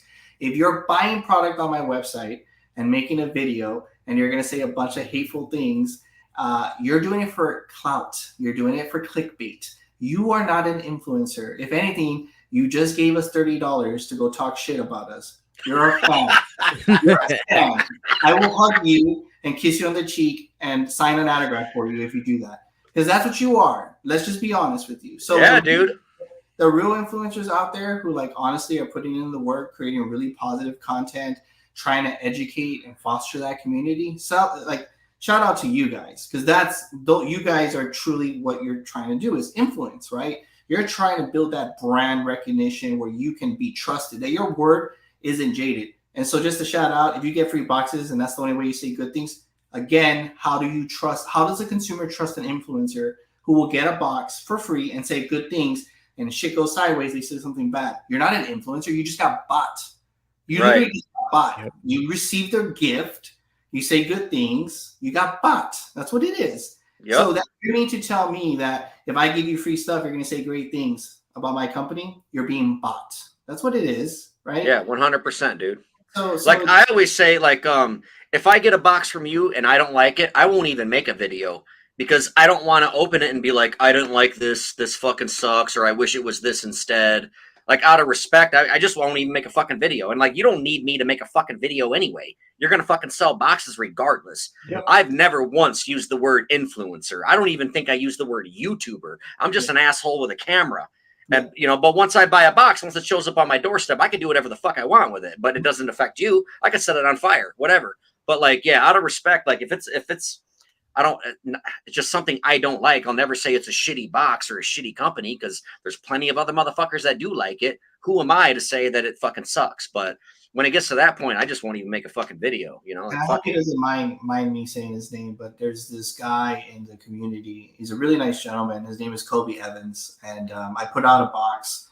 I put in a sticker in a box and he didn't like it, but he sent me the video. He always sends me the video links, and I happened to watch it and listen to him. And the way he explained it was like, you know what? That's cool because I know there's people who like this, but it's not my cup of tea. And he went to the next item, and I'm like, oh my god, yes, like that's the way, because they're trying to tell the consumer their like actual opinion, but also not trying to disrespect just to disrespect. There's a difference. If I was to tell Eric Andrew, and I'm just saying it because I've seen his comments here, and it's like I always see this box and would say, hey, this box is great. I don't really like this theme, but hey, I love the work they probably put into this art to make it into a lapel pin. Mm-hmm. Or I could be like, it's fucking shitty. Like, oh my god, it's a shitty thing. Dude, that dude just put in time into it. He probably put a lot of money into it. He's dealing with the same things I'm dealing with. See, there's a difference there. And I think that I respect people who are trying to look out for you in the sense of like, as a human, one-to-one, it's like, hey, I didn't like that. Here's why I didn't like it, but I'll still support you And, or if I see a box that maybe has a theme that I enjoy, I'll buy it. Just wanted to share my 2 cents. Hey, you know what? Thanks. I appreciate it. Audie Right. knows this. I refunded boxes because I just appreciate the honesty. There's so many people who just rather kiss my ass and be like, oh, it's the best thing ever. And I'm like, I don't want that. I want you to be real with me because I'm going to be Right. real with you, you know? Yeah. Yeah, go back and watch. I'm sure you've seen a few of my videos. If I don't like something, I'll say it, but I'm not a total jerk off about Yeah. it. Well, You know, and I'll there's express my disappointment and say why, but I don't rip it apart like I did with that fucking, what was it, creeper cunt or whatever they were called. What were they called? Creeper yeah. crate, sleeper crate. You remember that, JR? I fucking ripped that whore apart. It was awesome. But that's Was like it the only huh? what was it, the one where like they ripped off people? Was that the one? Or No, she sent me the box. It was bullshit.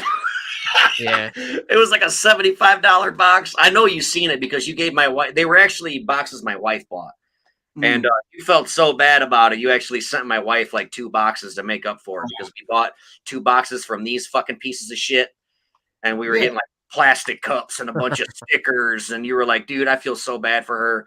The next 2 boxes are on me." And then like you sent her some boxes, and it was fucking cool. But, Dude, I this is such a money grab. Like mystery boxes is a money grab. It really is, and people start. I think that's the one thing that I never get. Shout out to Germany real quick. I see you in the comments. Shout out to Brittany, who I call her Germany. But listen, I got to interrupt you for 1 second. I'm going to go piss and smoke a cigarette. I feel like Audie here has a fuck ton to talk to you about when it comes to YouTubes and influencers. So I'm going to stop interrupting. I'm going to let you two talk, carry on this conversation. I'll be back when I be back. All right. This guy pisses more than anybody I know. Yeah, you know what? I piss a lot too. You know what? I piss a lot in airplanes. For some reason, my nerves are so high. Yeah. I hate airplane pisses, dude. It's the worst. It's so uncomfortable, especially if you're in the middle or in the window seat. You gotta be Oh, like, hey, I got a baby bladder. I gotta go yeah. pee.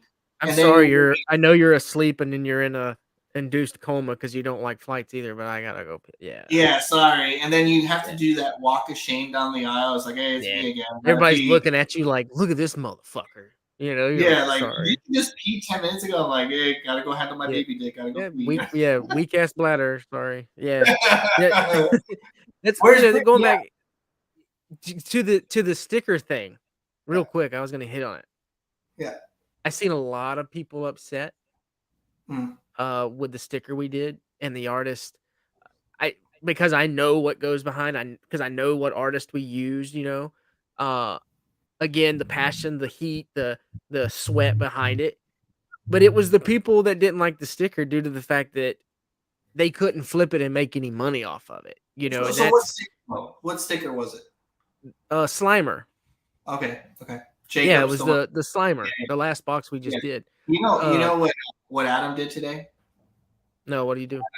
Yeah, he was like, hey, Jared, have you seen that your free mini figures that you did and you signed them? You know that people are selling them on Macari? It's like, what? They're selling employee signed minifigures, and one guy sold it for $50. Owner of Zobie signed minifigure on That's Macari. awesome. And I'm like, what? So to go back to that, we have people who buy the box and just flip the whole box. Like I love the box. I'm gonna flip it, dude. You know me, my stance on that. Like, cool, like Yeah. flip it. I get it. You bought it. You paid for it. It's yours. Yeah. There's a reason why there was a sticker. Eric basically just talked about how there's delays in China. If there is going to be an original idea, sometimes you have to navigate that challenge and come up with a second option, right? And you do. And unfortunately, we've had to do that over the years. Like the item's not going to get here in time. We have to pivot. We have to make another product in order for us not to be delayed. I hate being late. You know that. No, so I know. For me, it's like we have to pivot. We have to make things happen. And we're not gonna. 4 items in a box is a challenging thing because most people buy things for 1 or 2 themes. That's it. So the other 2 themes are already happening. They're already coming in a perspective of I don't really care for those themes. So they're really buying it for 1 or 2 themes out of 4. So you really have to hit it home for those 2 themes that they're buying it for, or else the whole box is going to be a wash. Yeah. It's challenging. It really is. No, it is. And from we go back and forth with the art prints as far as an actual art print. Are we going to do a metal print? And then we did the sticker. And it was like the same person that's like, I hate art prints. Okay, we'll caveat do a sticker. This way you can put it on your fridge. You can put it, you can stick a sticker. You can't just stick an art print. Um, to me, doing the ideas behind that was genius because it's like that's awesome because I collect stickers too, and I have a refrigerator, an old refrigerator that I can put it on and glorify it in its glory. But there again, it was because people are bitching about an art print, but they're flipping the art prints. Mhm. They're getting stickers and they can't flip it. Uh, Mhm. and Yeah. that just goes back to me going. I can Well, go on a tangent about it, and it's just like it well, goes and I back to you saying you can't please everybody. I understand it, I do, but let's be real. You're paying 35 to 40 to 60 for 60. You're getting two autographs. At the end of the day, regardless of the other themes, I get it. It's the fucking autograph. mhm. Yeah, Like it's the autograph. Like yeah. Well, and I I don't also know. I have the analytics too, though. Like I know that our lapel pins on the market, especially the 2017, 2018, go for like $22 to $52 in the aftermarket. There's Are we still value there. talking shit about art prints? Because I hate those motherfuckers. Yeah. um, so you got to look at it when you're curating a box. You have to be able to curate it from a point of, is there a value for the third market, right? Can people buy this and flip it, basically, or Yeah. use it as bait, right? Speaking on the comment I see here, I'm a prop lover. I love props too. Audie, Oh, me how too. many props do you have with the props? Well, dude, like we've tried every company in the world, and it's just Oh, it's so hard. We've been burned by prop companies left and right in the left and past. yep. God, hell, I've It's even started doing props. And I'm like, JR, I can't large scale, man. I can't do it. And I see the struggle on all the other companies I'd hit up. Hey, send them an email. And it's like, oh yeah, I'll do it. And then you hit them with, I need this many. And they're like, ghost, ghost the shit yeah, out of me. Don't even talk to me. I was like, yeah, okay, I get it. And yeah. it, It's difficult. It really is. yeah, it's a pain in the ass. And that goes back to, I heard somebody say the other day about, I'm not gonna mention any names. Oh, I love how we buy a box and then it comes to my doorstep 3 days later, and it's like, man, I wish we could do that. We used to do that, but when you large scale so many boxes, you're at 500 boxes and plus.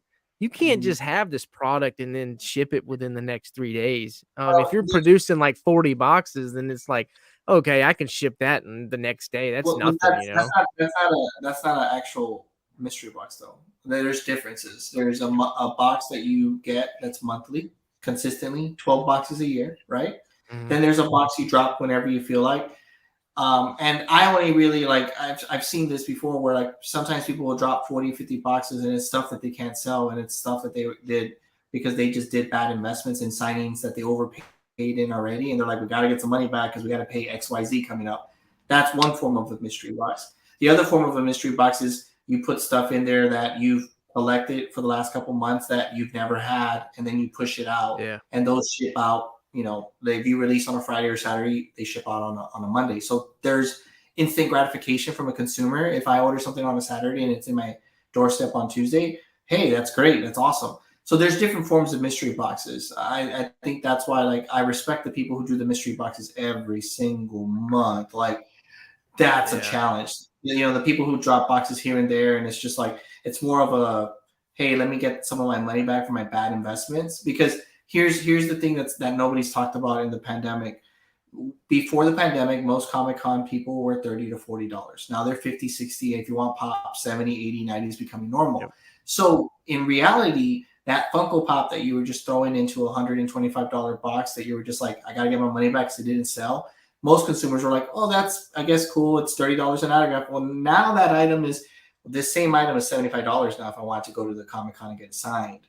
And you put it in a $125 box. You didn't make any money. You're making Yeah. money to pay somebody else. You're not actually making profits. There's a difference there.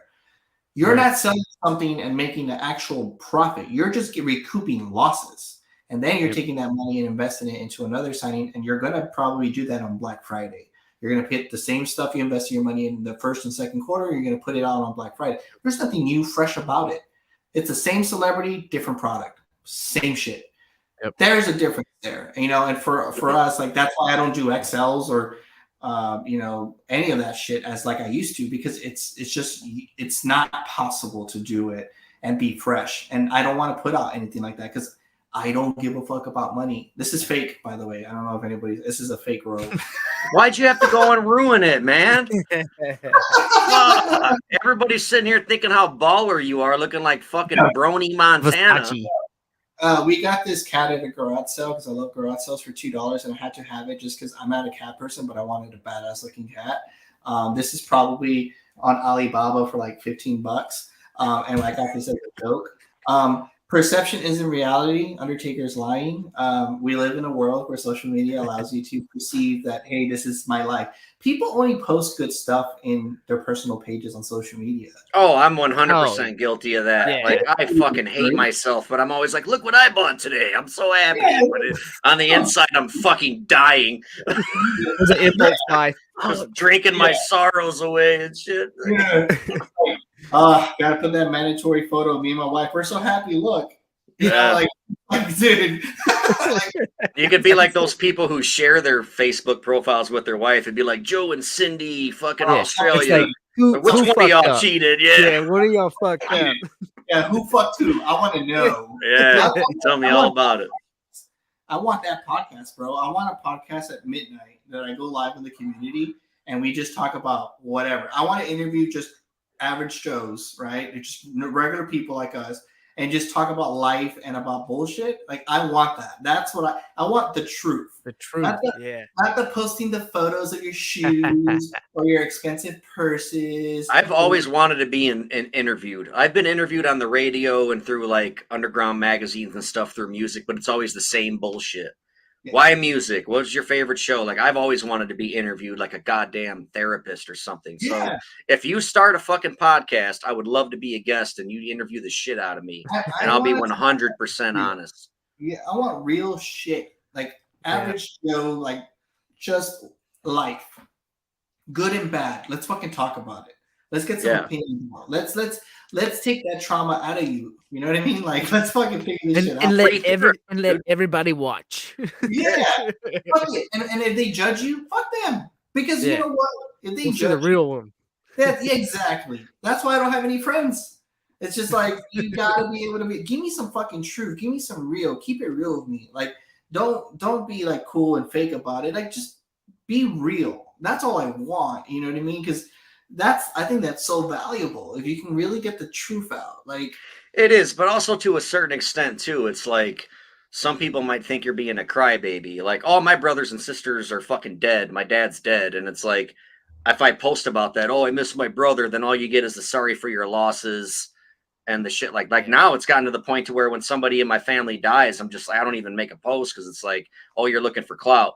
Or you're looking for fucking, I'm sorry for your loss comments. So it's like, I just fucking keep all that shit inside and just post the happy stuff. So I'm sure there are people out there that are like doing it, I don't know, faking it or whatever, fake it till you make it type thing. But that's why I never get real on social media. The only time I ever really get real is with this podcast or if I'm fucking calling Audie like you do on Sundays. Me and him talk almost every day, you know, but yeah.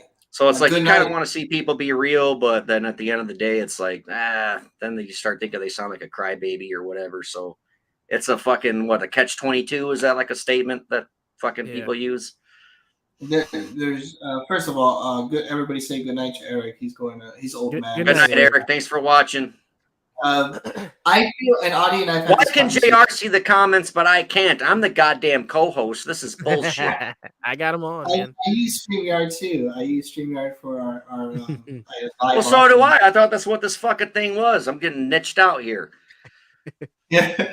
I will say next Friday, JR is going to be live. I won't even know about it. It's going to be Audie and JR. I'm like, what the fuck? It'll be fake Versace and Amp.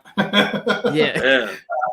I think that, what you just explained is probably some of the toxicity in social media. If you think about it, like you just explained that when you're feeling like really, really down and something dramatic is happening in your life, you want to post it, but the flip side to it is that people would be like, "Oh, we got to give them sympathy for now. Oh, it's gonna be fake, right?" Those are the fake people, Darren.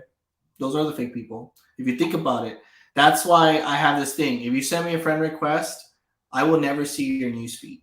Why? Because I block you. I accept it and I block it. Thank you for supporting Zobie. I appreciate it. But if you and I are having conversations day to day, you're not my friend. I will block you on social media. We're friends, but I will never see what you post. That's literally what I do to everybody on social media because I log into my social media. It's only Zobie Collectors Community and Zobie Productions, not even my family, right? Because if I really cared, I would pick up the phone and call them or text them, "Hey, how you doing, Erica? How you doing, Stevie?" And Right? that's a That's two-way street, but so many people treat it as a highway and a fucking bike path. Well, how come I haven't heard from you? It's like, motherfucker, the phone works both ways. Yeah. both ways, brother. Both ways. Let's be fucking real. Like, I've just been fucking busy with shit. Take full responsibility. There's my accountability, right? And that's how I kind of treat it. Like, if I post something, I make fun of myself when I make posts on social media. That's what you're gonna get. You're not gonna get me posting shoes or a vacation spot or trying to make it look like I'm something I'm not. I'm just a fucking jabroni that's trying to like build something. Like you fucking jamoke. Yeah, just like just that's the real. That's the truth. Jeremy Saffer says, my news feed is pretty sick, JR. You're missing out. Speaking of Jeremy Saffer, I would love to get him on our podcast. So, Jeremy, if you're still here, please hop on our podcast. I would love to talk to you about your career. He seems He's like so a very talented. fucking rad guy. Dude, it's He's so insane. And he gets to hang out with some of my most fucking, people that I love the most. I've never met, obviously, but it's like, what, you fucking hung out with that guy and took his picture? Yeah.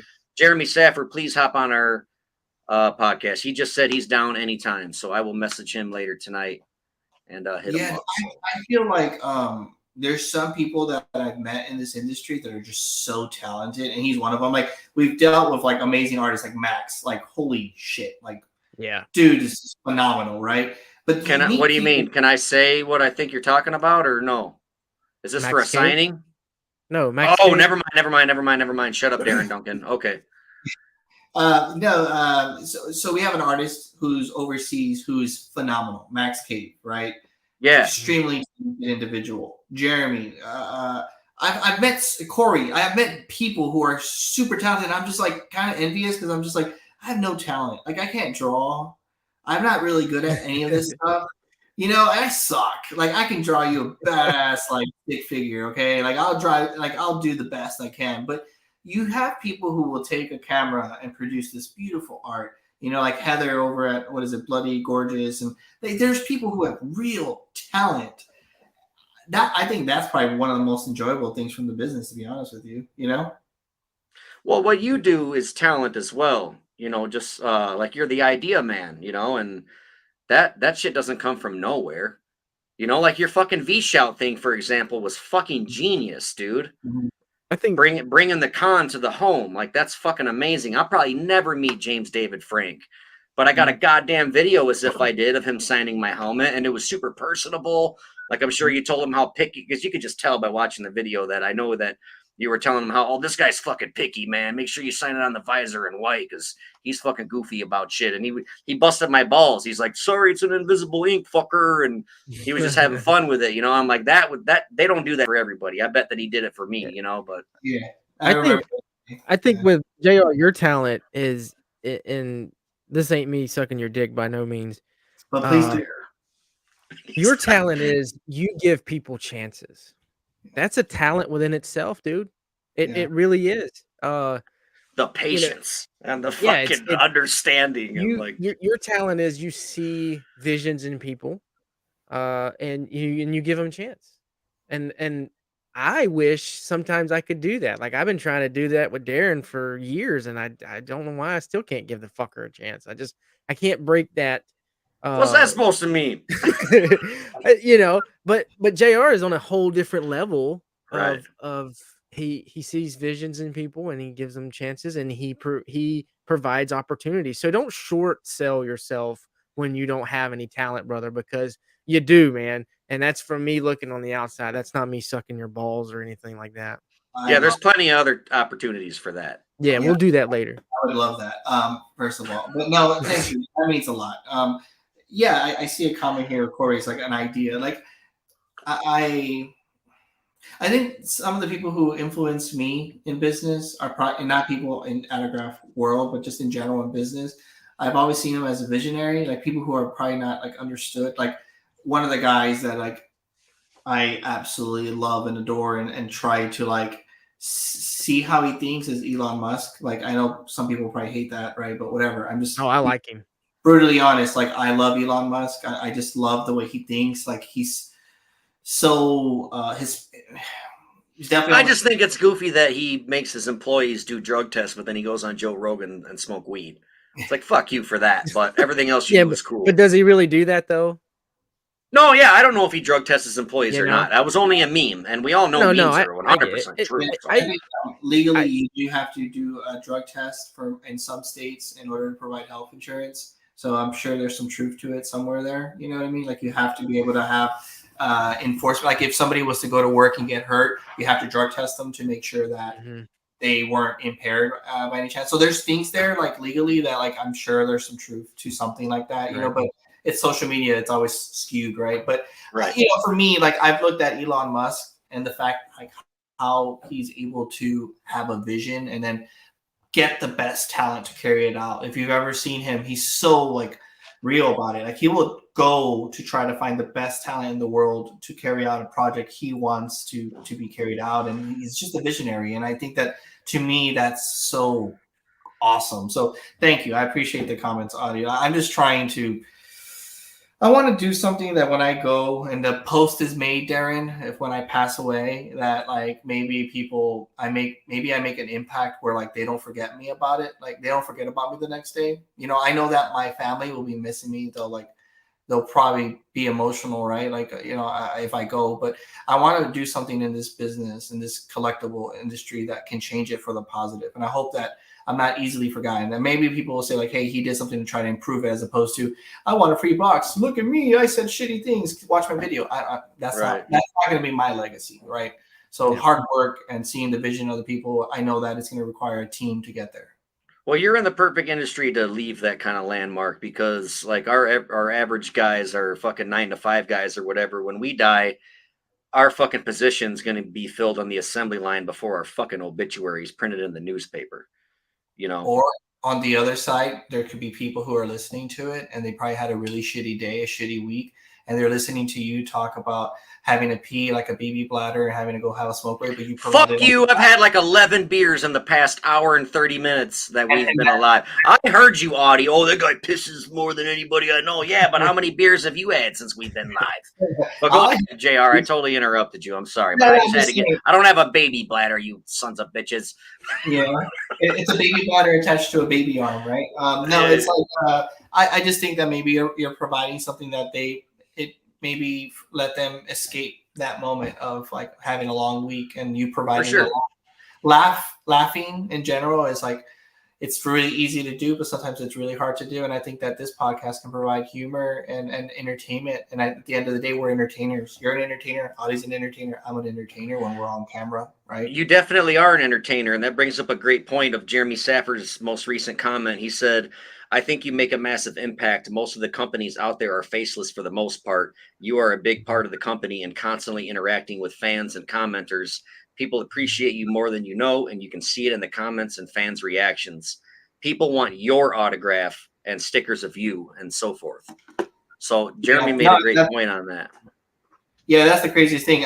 When you stepped out to go take your 10th pee of the night, we were talking about how Macari somebody bought one of those signed figures that I gave away for free in Christmas for $50, and they were like Yeah, owner of me. So like Adam was giving me shit about it because I was like, holy crap, like so yeah, that's always like that's cool. Like we do get requests to have signed business cards, and I always like that to me is like amazing. That's why the fuck would you want my signature on a business card? But that's cool, right? Like somebody can appreciate it. I think that's awesome. But you definitely appreciate when that does happen. So Yeah, that's Tony.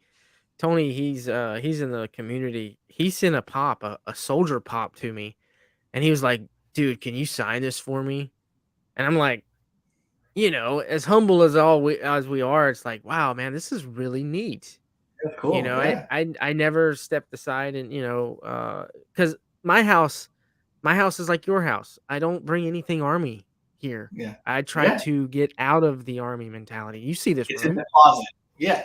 Yeah, it's definitely in the closet, and the uniform's put away until the next day. So that was really cool, and I thanked him for the support and everything. But uh, what little impact you have on someone's life is could be something big, and we don't see it from our foxhole, but it's cool to know that there's people out there that love to listen to this podcast. This podcast is growing. And this is just me and Darren just talking shit to each other. You should see what we really say to each other. Oh, no. You can pay $5 a month to see that, by the way, on our Patreon. That's when you get the real Darren Duncan the shit. Because like I get not hammered, but I drink beers while we go live on our podcast. But then afterwards, by the fact I'm shit hammered, I'm like, fuck it, we do the extra thing. And so $5 a month, you can see that. Anybody who's like watching this podcast, you're probably wondering why I'm in a robe. I started an OnlyFans account to afford a Joe Pesci autograph. I was in the middle of shooting my OnlyFans photo shoot. If you can subscribe to my OnlyFans, I have toe photos, I have photos of my chest. Yeah, those feet are on point. Yeah, dude. I painted my toenails. I heard that that's like something that people are into. You can buy my used socks too if you want. But yeah, I had to open up an OnlyFans account to make extra money for affording my habits of wanting the Joe Pesci autograph. Yeah, that's awesome, man. I'm gonna sub to that. You should. It's funny, like I can't even understand that Joe Pesci has 8x10 autographs because that's about how tall he is, ain't he? Was that a bad joke? Fuck you guys. I thought it was hysterical.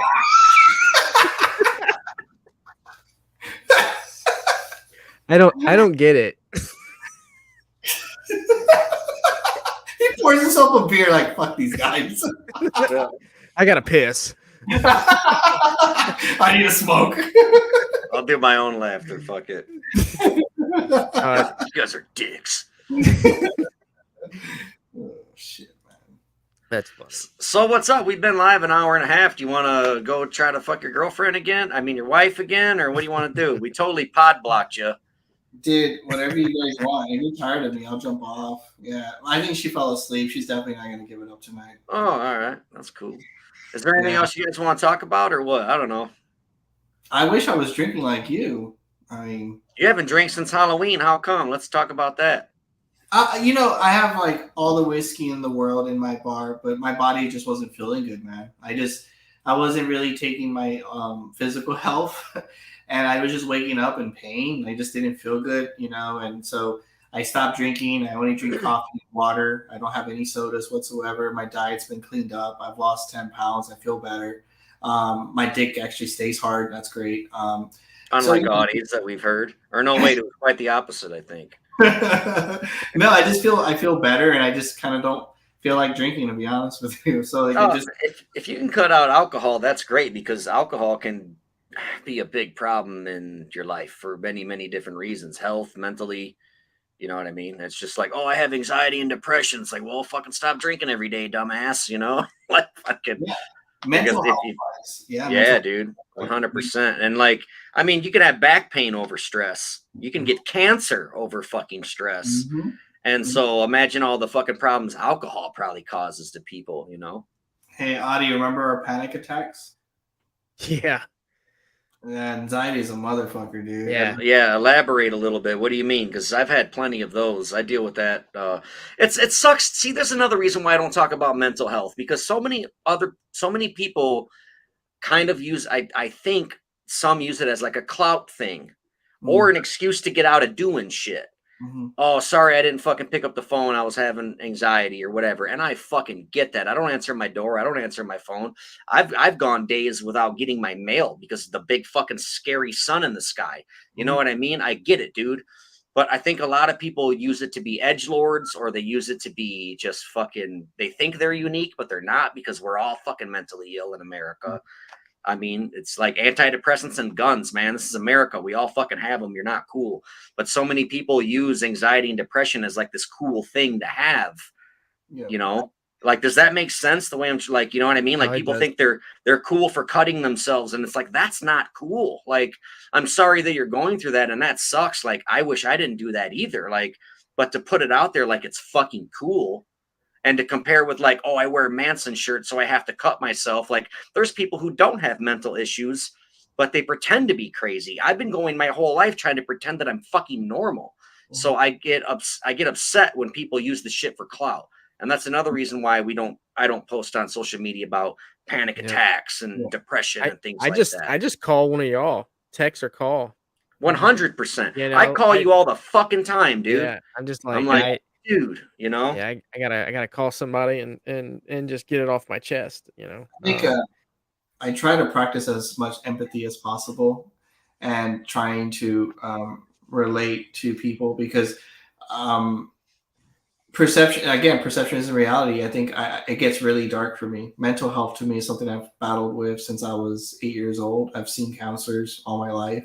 I'm a product of antidepressants. I have very severe ADHD. You know, coming from a broken home, but I don't talk about it a lot openly, right? Audie knows about it, right? But I think for the people who make those posts and they want to, get a response, I think they want help. They need help. That's their It could be cry. like that cry for help. That's that Yeah, cut on your fucking arm that you wear right, to school. Yeah, right. I get it. I think that I try to practice empathy because I don't know everybody's background, right? And if I can be vulnerable and be real with you guys and tell you, like, hey, dude, mental health for me is like, I mean, this is how much I believe in it. Like June, we're taking a mandatory week off. It's a really important for me. I have had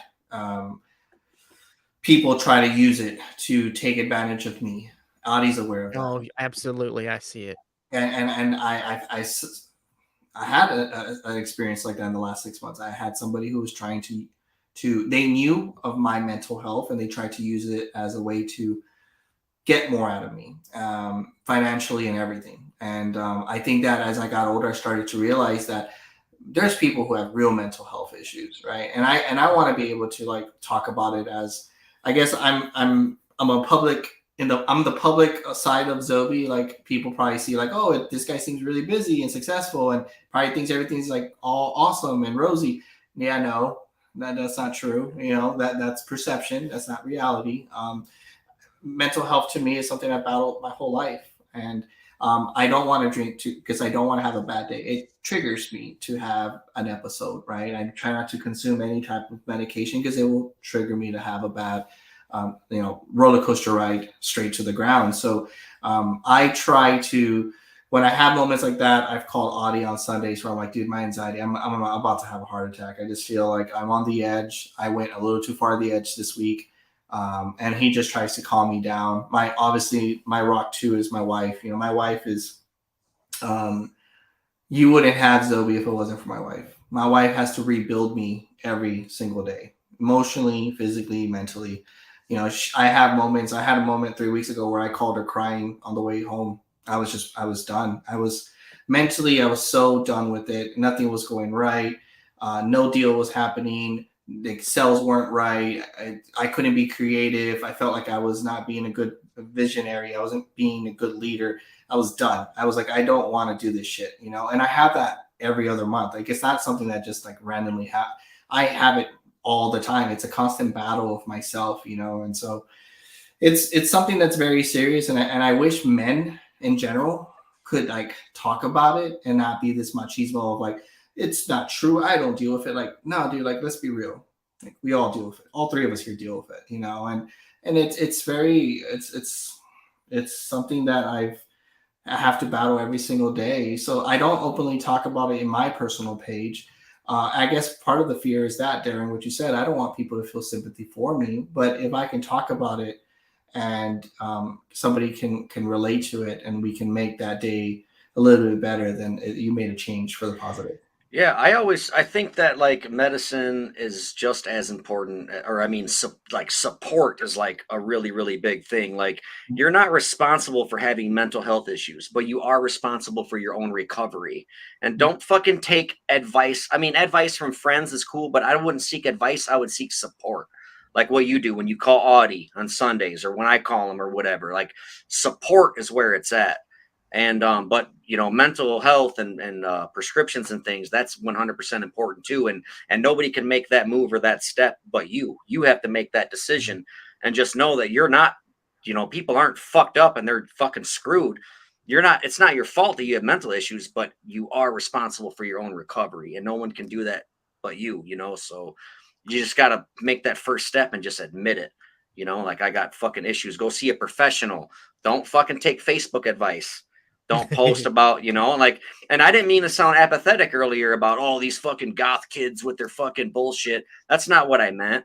I'm just saying, like, fucking, just, you got to take responsibility of your mental health and fucking tackle it, man. And but support is very important, man. It truly is. So Absolutely. Yeah. Y'all know my number. No, absolutely. sure.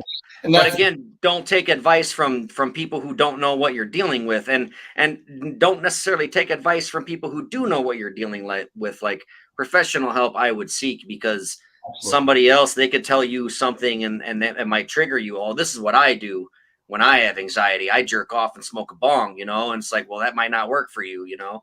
You gotta Well, you gotta talk to a professional, because I I've think, literally been told that.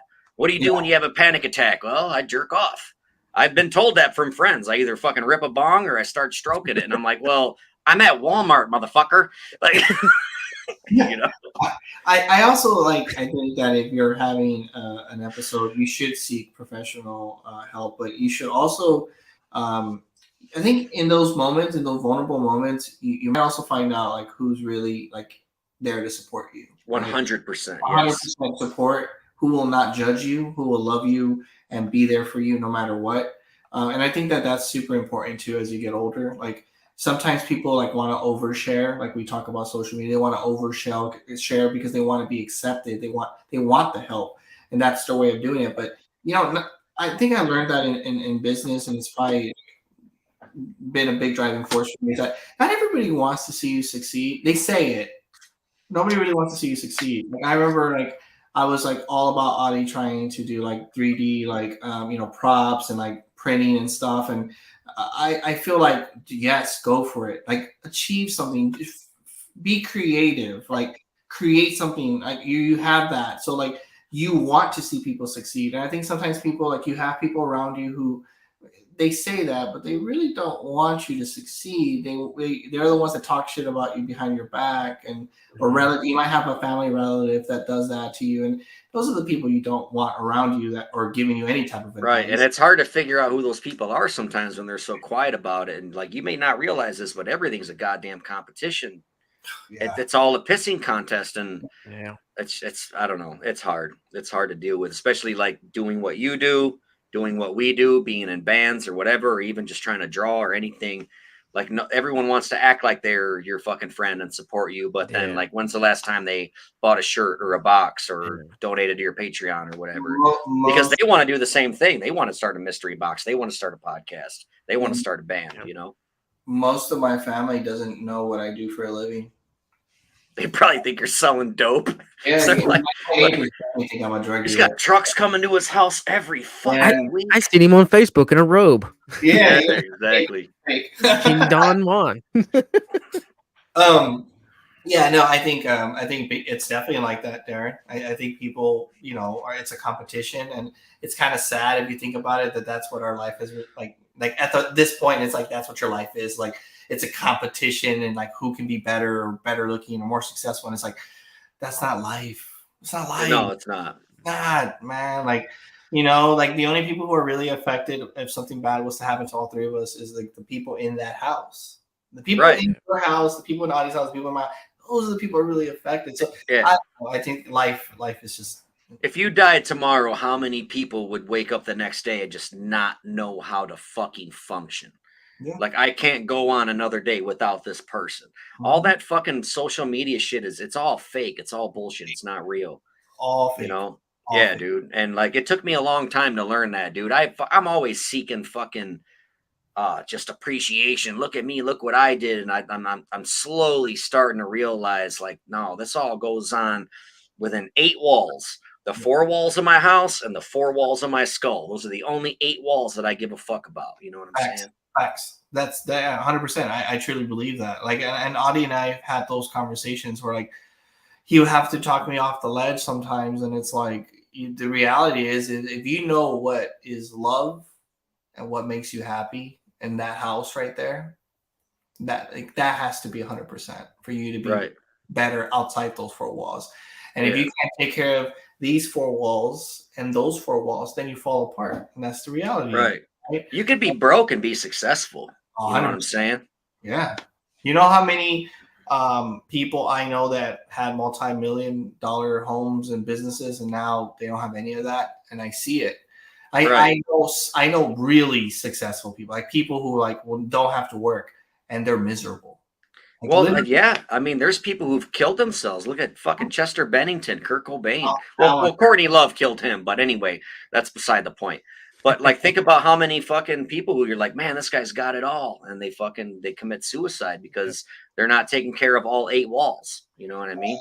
Chester's and Chris's death really affected me. Actually, I think Chester's music got me through a lot of stuff personally. Me, Linkin Park was somebody I always listen to. I think that when I'm in my bed and I'm dying, I hope they're playing in the end.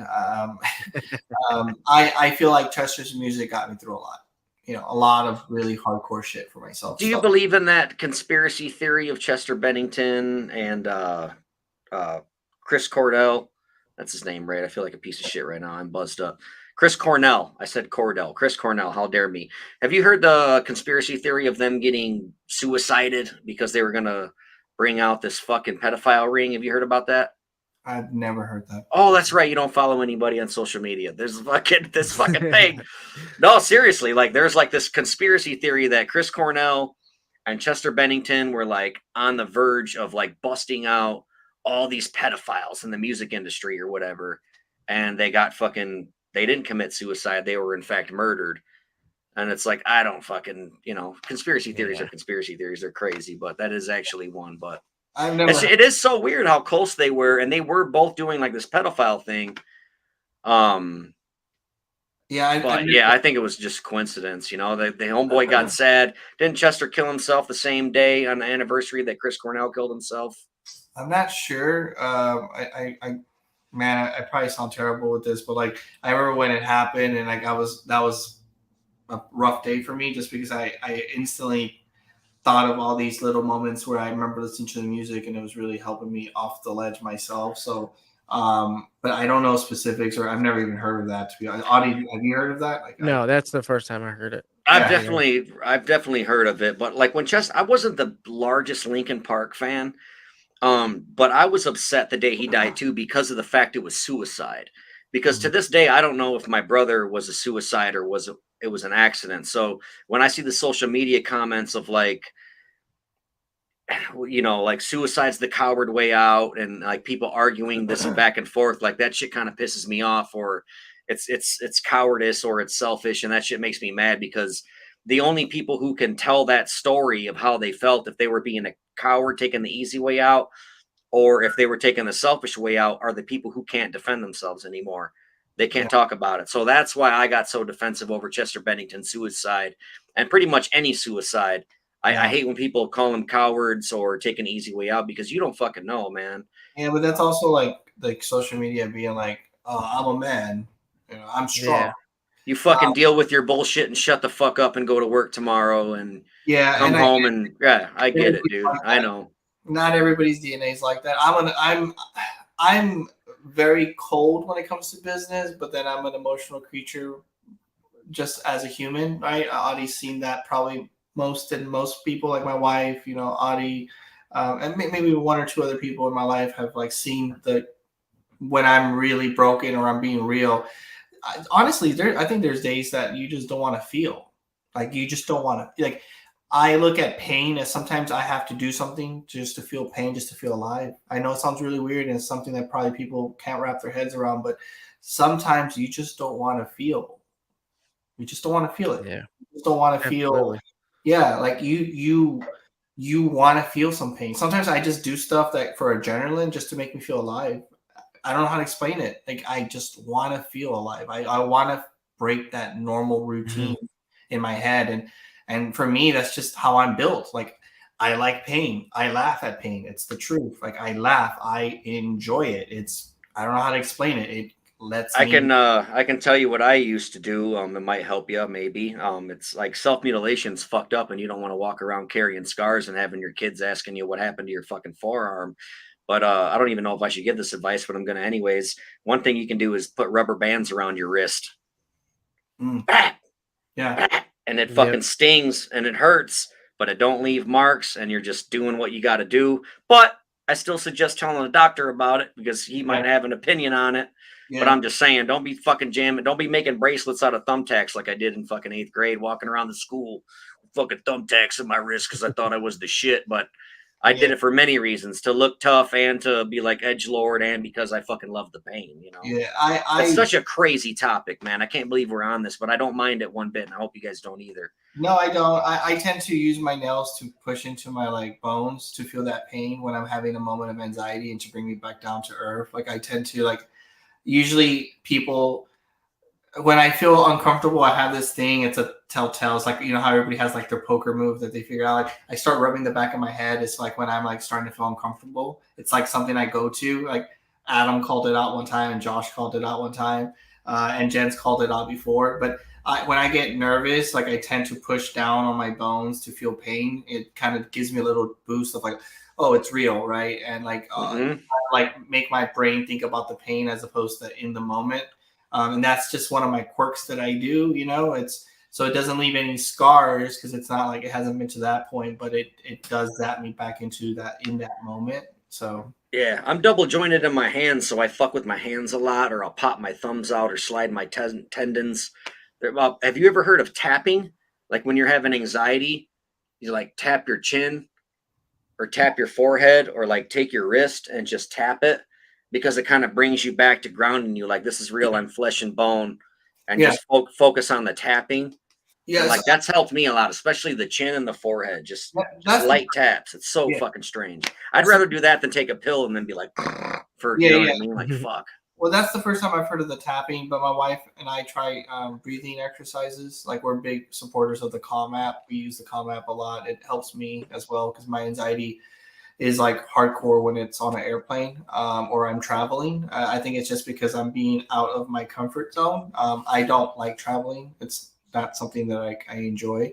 I If it was up to me and I had all the money in the world, I'd probably just spend all my time with my daughters and wife at home. I wouldn't Right. go out. But I do try breathing techniques. That does help me. So if you're listening to this and you haven't tried it, highly recommend go to the Apple or iOS Android store, download the Calm app.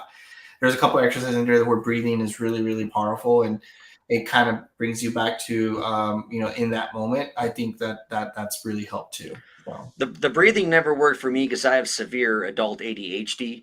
So mm, I can't focus on one thing. I just can't. So if I'm trying to fucking focus on my breathing, I start thinking about dumb shit, and then that'll increase my anxiety. yeah, So it's so strange, man. And I hate the fact that they want to throw pills at everything. Take 2 pills for this, take a pill for that.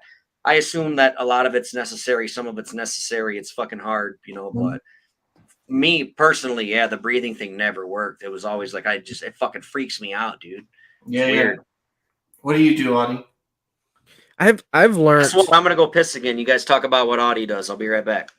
I've doing the whole 3D printing thing has relieved a lot of the anxiety, and I've noticed painting Mhm. and that's so like that's whatever. Oh, just go paint. If you have anxiety, just go paint.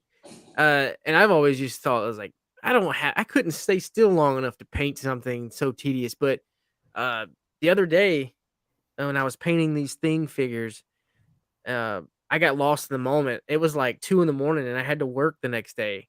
But I was so into it, and I was so calm, just in my own little world. I look up, and I'm like, oh shit, it's 2 o'clock in the morning. Mhm. Like, did I forget the world around me that long? And I felt great. And I actually went to bed. It was like 2:15.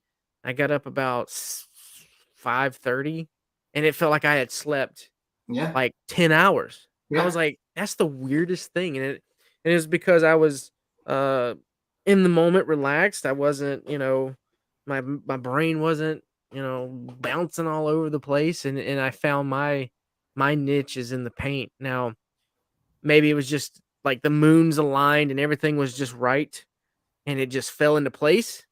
I don't think I can paint the minute I start feeling it, because I feel like I would be already too overwhelmed by it. I wouldn't be able to concentrate anyway. But yeah, it definitely soothed um myself. Before that, with just anxiety, it was I step away from where I'm at in the moment, from walking outside to just separating myself from that time that I feel like something's going to overwhelm me.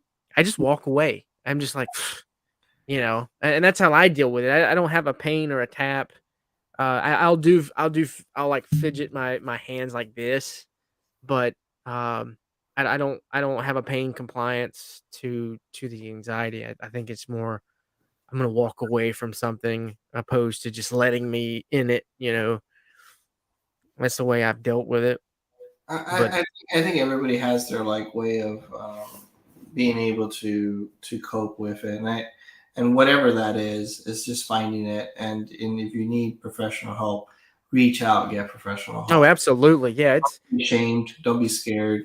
There's, I mean, we all need it. We're all human. I wish the conversation about mental health was really something that was more promoted. To be quite honest with you, yeah.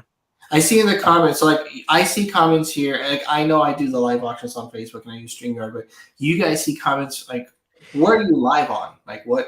So this is weird because I iPad, and on my page I see comments, but it's not here. And if they comment from YouTube, which I see Corey has, it'll give me a YouTube symbol, but then I can't see Darren's comments, but I'll see mine.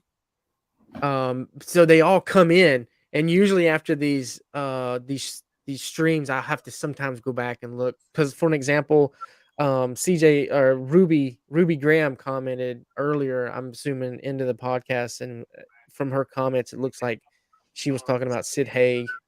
So I missed those. So it's kind of hard sometimes to catch everybody's comments. So what you see on your side, I probably don't see either.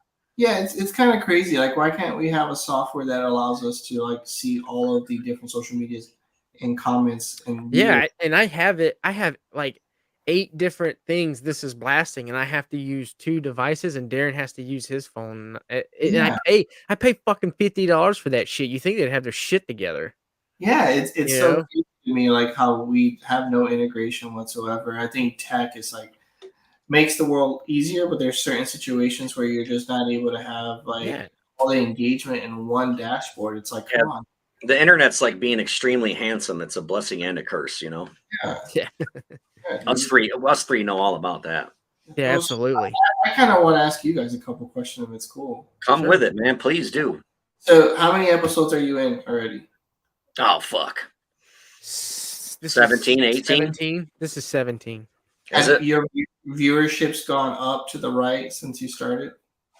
It so it was probably about episodes 8, 9, we saw an increase because I think we were getting the algorithms and the SEOs out there. I was doing the hashtag thing, just trying to Yeah. get us onto Google. At first, you Uh, couldn't even Google us and nothing would pop up. And within a month or so, you Google us and we're like the first thing now. So yeah, so and Google's a hit and miss, but I'll see like random companies I never heard of sharing our stuff.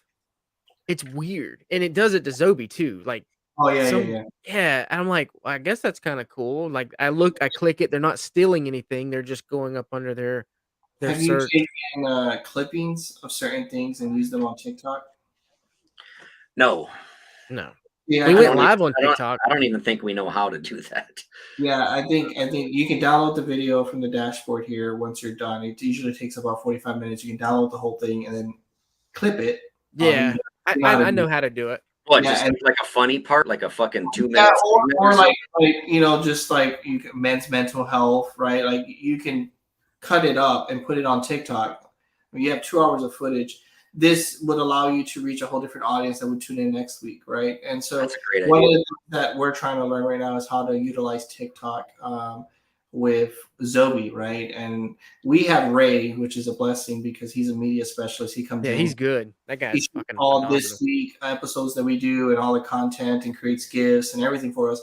It's such a powerful tool to use where you can have outreach because and Audie knows this, every consumer we try to get through an ad, yes, you want to convert them into buying something, but you just want them to give you your text, your phone number to text them or email and potentially buy something in the future. You want to build that connection first. I think you guys have some great content that you guys can share on TikTok, and that fan base tends to be between 13 years old to like 27, which is the audience you probably should be attracting, to be quite honest with you, for this podcast. Yeah, absolutely. Yeah, Yeah. it's definitely something I've thought about, but dealing with everything else, just trying to get this on the other platforms. It's something I put on the wayside, but it's you're right. I probably should do some clips and just start pumping it. Getting the SEOs and the algorithms and all that up. Jeremy Saffer, our next official, unofficial guest, says TikTok is the one social media thing everyone over 25 is trying to figure out and get in on. Absolutely. Yeah. And that's why 100% right. I'm just looking at this and looking at what the topics we've discussed, and I think that the future of social media is engagement with the consumer in the comment section, right? For them to see a hashtag, click on the video, they might like it, bookmark it, and come back to it. It's your job to be able to provide quality content for them to want to give a fuck. You have to give them a reason to give a fuck, and I think that's the challenge in any small business, right? You can spam them all you want with everything every 5 minutes, and put up with all the successful things. But if you're real and you try to give them like actual content that they can help, I think that would go a long way. Oh, absolutely. It's definitely something to take into consideration. And maybe what we can do, us three later on, we'll do a topic on men's mental health. I think us three we could definitely educate just by off our experiences, not so much professional advice. But I think there's something that we could probably uh, offer to Yeah. people because going back to it real quick, as men, we're not allowed to uh, show weakness, Mm-hmm. and we carry that with us since honestly, I was instilled at a young age. Hey, suck it up, don't worry about it, brush it off. Those little things like that. As you get older, you're so desensitized to things. It's like someone who is in tune is like, man, that guy's really fucked up. He shows no emotion. And I'm gonna be honest with you, with some of the things I've done in the army, I'm so desensitized and weathered to some things that would probably make the normal person fucking cry and they would see a significant event that would scar them for years in life. And I'm just like, Yeah. whatever. you Yeah. know. Um I think we do it ourselves on accident too, as males. Because like when my fucking son falls off his bike, I'm like, "Get up, boy! That didn't hurt." yeah, because you're And so it's like I don't mean to be like, man, no. it's so crazy to think about right now. Like, am I I conditioning my son to be a fucking asshole the rest Yep. of his life by being a I tough guy? I do it to my son too, bro. Yeah, And get up, and man. just That didn't hurt. And I mean, we know our kids. Like when your kid was here and he'd cry, and you were like, "Oh, that's the fake one." But like the one time he got really hurt, oh and you're yeah, like, I could tell the Yup, tone. he got hurt," and we got up and we went outside. Yeah. And like we know our fucking kids, but I'm guilty as fuck of that. Even with my Yeah. daughter, I'm like, that shit didn't hurt. Do it again because she wants to be a skateboarder, and she got a skateboard for her birthday, and she's fucking constantly falling. Yeah. And I'm like, that shit is going to happen. If you want to be a Right. skateboarder, you are going to get hurt. Yeah. But you can't be scared of that skateboard. You got to pretend it didn't hurt, and you got to do that fucking kickflip again. Yeah. That's the only way you're going to It get good. it's not so One more much thing, being real quick. We're going to bring Jeremy Saffer on. Surprise! We have a fourth guest. I asked Jeremy if he wants to hop on live with us for the next 20 minutes, and we'll fucking end it at 2.5 hours in, or we'll go for as long as you guys want. I don't care. Jeremy's gonna send me his email. Audie, I'm gonna forward this to you right now. Can you send him this exact You link? Bring him just in. I forward hope. the link. Just forward the link I sent you. I can't because I'm on my phone. Oh, okay.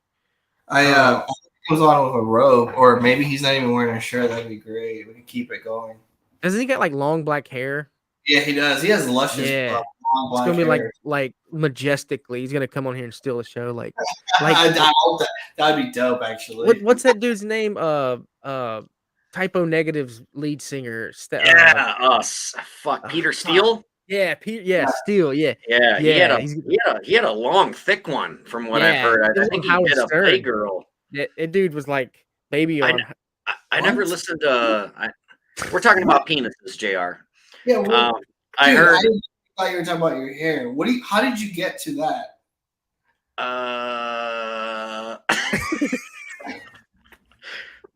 Adult ADHD maybe is how I we don't got know. to that. Did ADHD just happen? Because I don't know. Dude, did you know? Oh yeah, he's got a big cock. I'm like, whoa, what the fuck? Yeah, no, bro. Straight up, Jr. You probably don't know this, but our original title for this podcast was going to be called ADHD. It was going to be called Aaron. God damn it, too many beers in me. It was going to be called Audie and Darren's Heckling Disasters.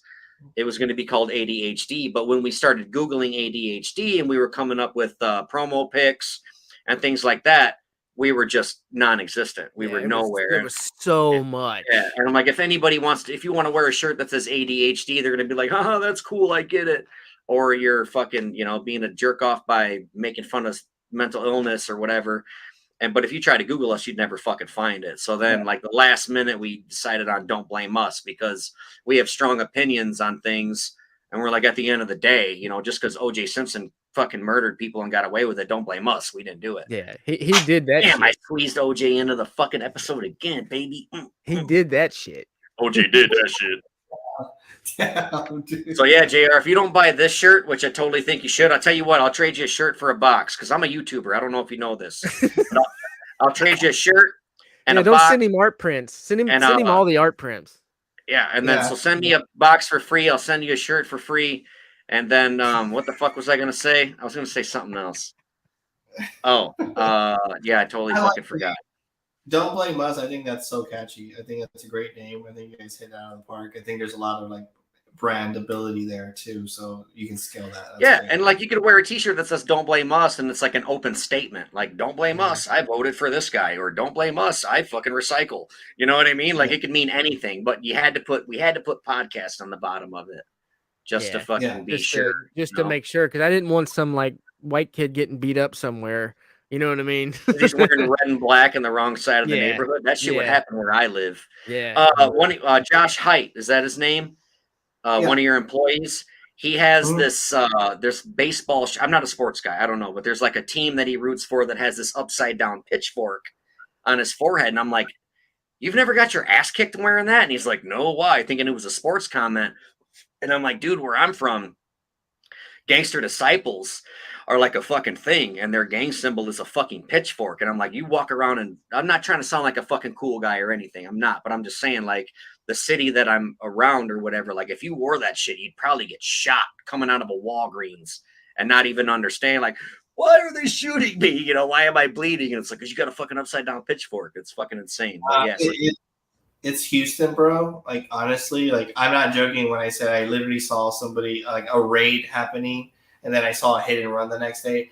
People here they don't fuck with you unless you want to be fucked with, and people are so consumed with like what they're doing, they just don't fuck with you here. So yeah, he probably doesn't even know. He didn't know that for sure, I guarantee you. No, yeah, and I wasn't being a jerk off about it. I was genuinely curious. I'm like, you've never got your ass kicked wearing that? And he probably thought it was a sports thing. And I'm like, no, man, where I'm live, they'll fucking kill you.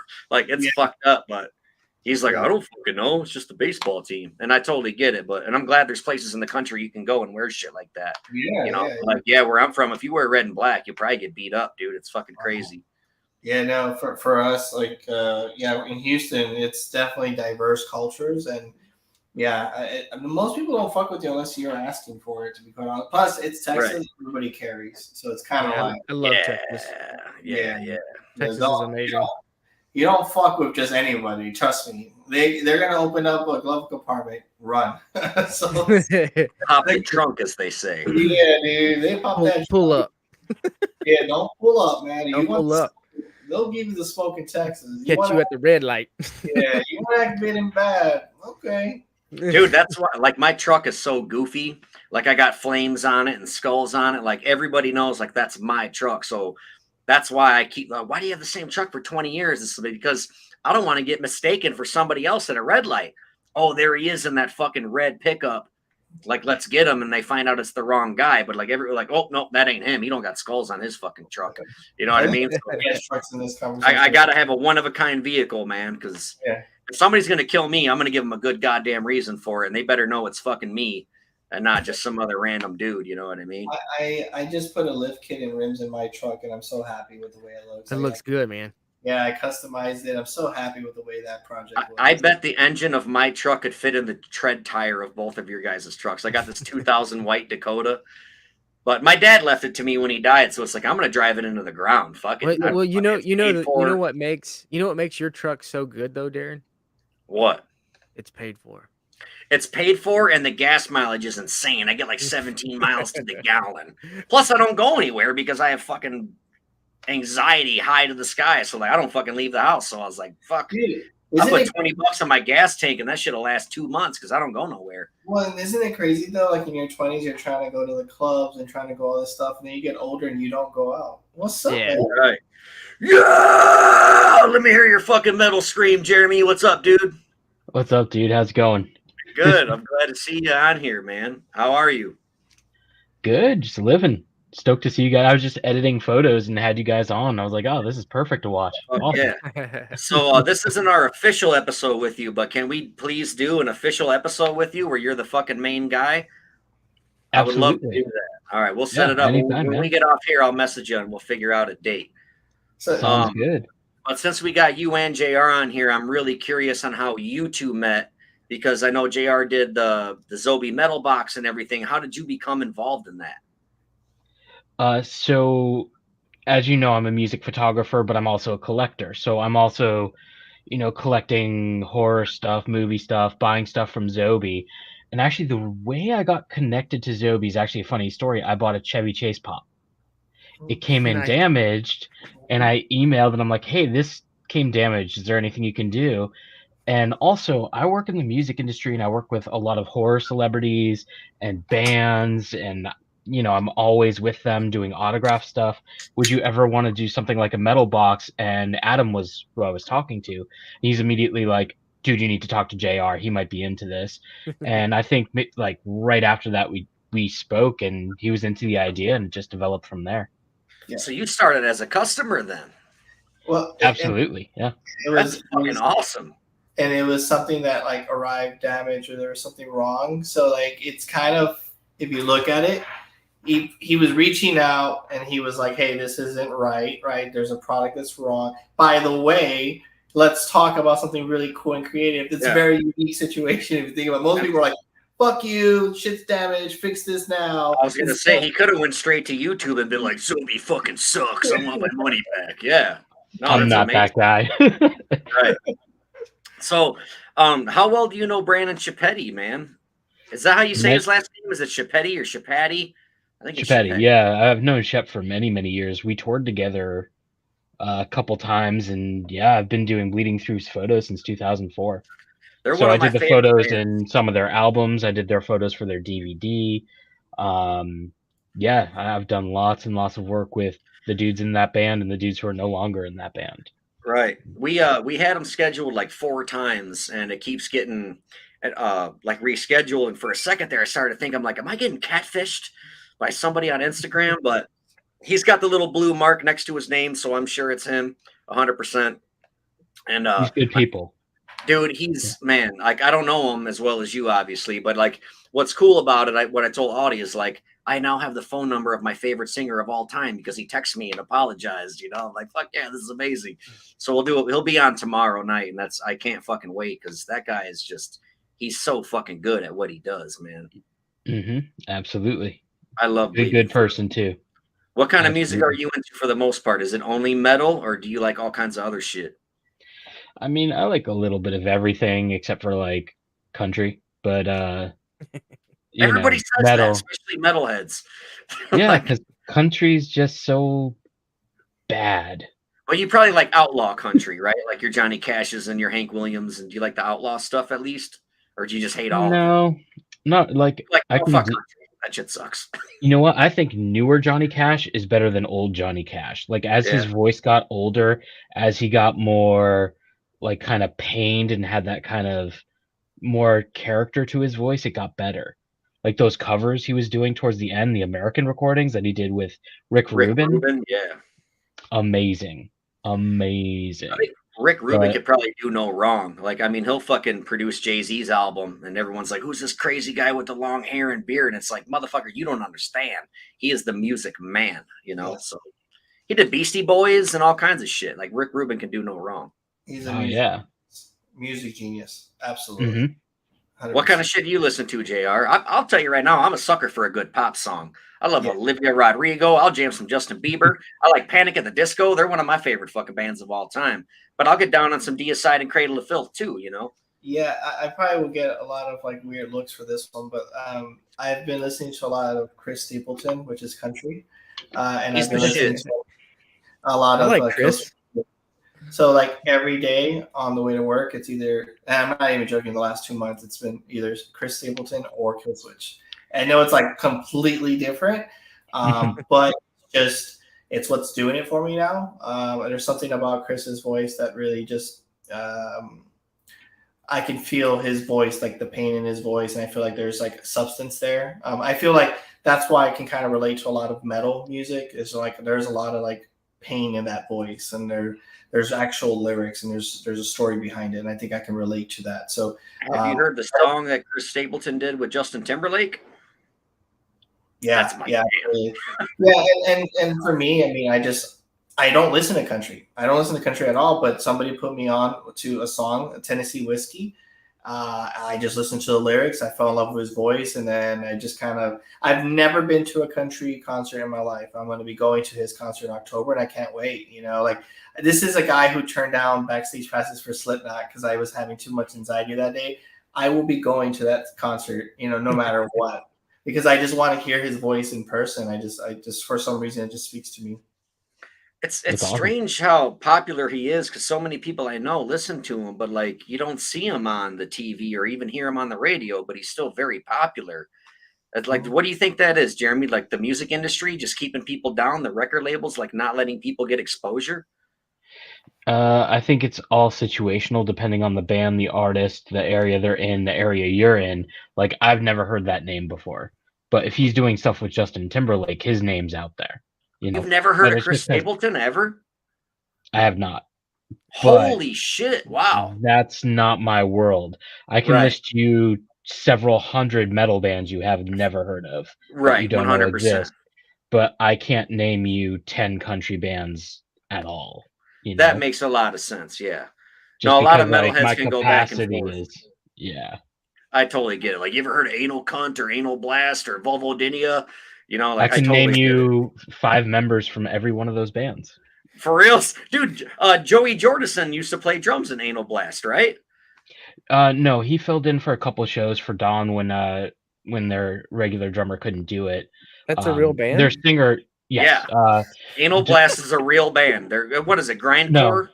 they're not a band anymore because Dawn passed away a few years Well, I ago. mean, at one point in time, they were like Audie thought I just made that name up. But I no, there's did, dude. I was like, Anal Blast. That sounds like no, there's a band called Anal Cunts too, and they have like 45 songs on a CD, but they're all like 13 seconds long, and the titles are like, "I fucking hate coming up with song titles," and then like 10 songs later, they'll be like, "Naming song titles still fucking sucks." Anal Blast. Yeah, Anal Cunt and Anal See, Blast, but yeah, anal cunt stuff is really, really, really offensive, and unfortunately, their singer also passed away. But they could not exist in the current era in no. any shape or form. But luckily, I was in the well known, if you know about this, the Hatebreed anal cunt fist fight. They landed on me during that fight, so that was fun. What were those fucking two bands doing touring together in the first place? Was this what the fuck?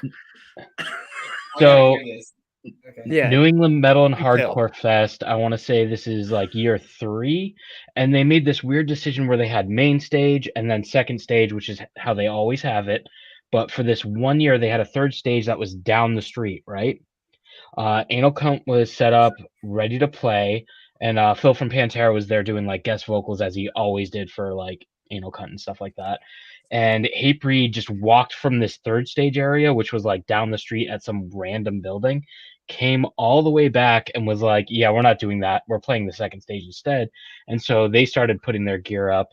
and Anal Cunt was there ready to play. So it was kind of Hate Breeds bad a little bit on that one. But Seth was the first one to start throwing punches.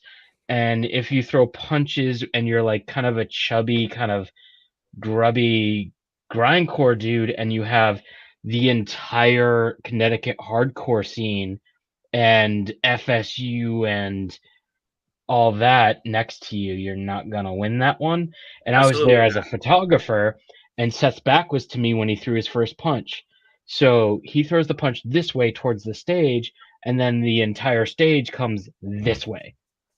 And I just got out of there as quickly as possible, but they shut down the stage, and then eventually both bands played. But it was a big news story because Anal Cunt and Hatebreed fought, and it was funny. I gotta point out a few things. Every time you say anal cunt, Audie is fucking trying his Dude, I'm hardest to still be trying to wrap professional. my head around Anal Blast, But- man. So But Anal Blast was a this- joke. They came out to make fun of Cradle of Filth. If you look at their Did they first really? CD, yes. If you look at their Okay. first, Don Decker was a booking agent for the Milwaukee Metal Fest for all the Jack Koshik stuff.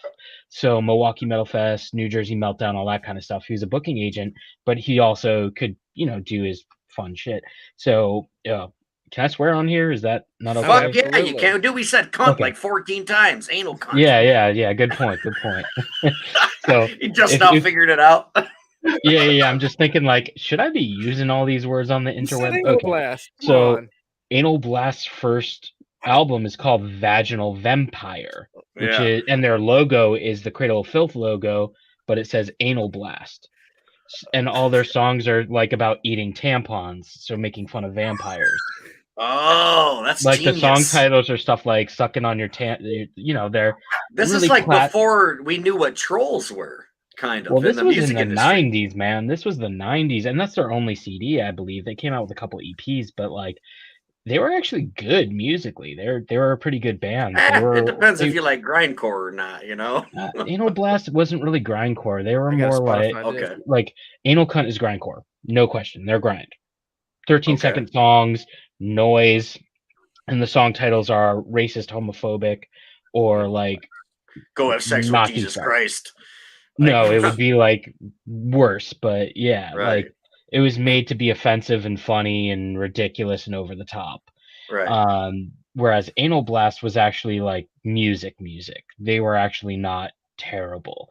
They were more of Okay. like a death metal band, not a grindcore. I wouldn't say they were grind at all. Are they any See, relation? Are they any relation to Anal Vomit at all? Not that I'm aware of. I haven't is heard Anal Anal Vomit. I Yeah. don't know. I looked up Anal Blast. I'm I- not real good at the usually- subgenre thing. The subgenre thing is really hard for me. Like it's all metal to me, but then Yeah. you got your fucking. I'm not hip on that, but I know that you are because I've seen you in.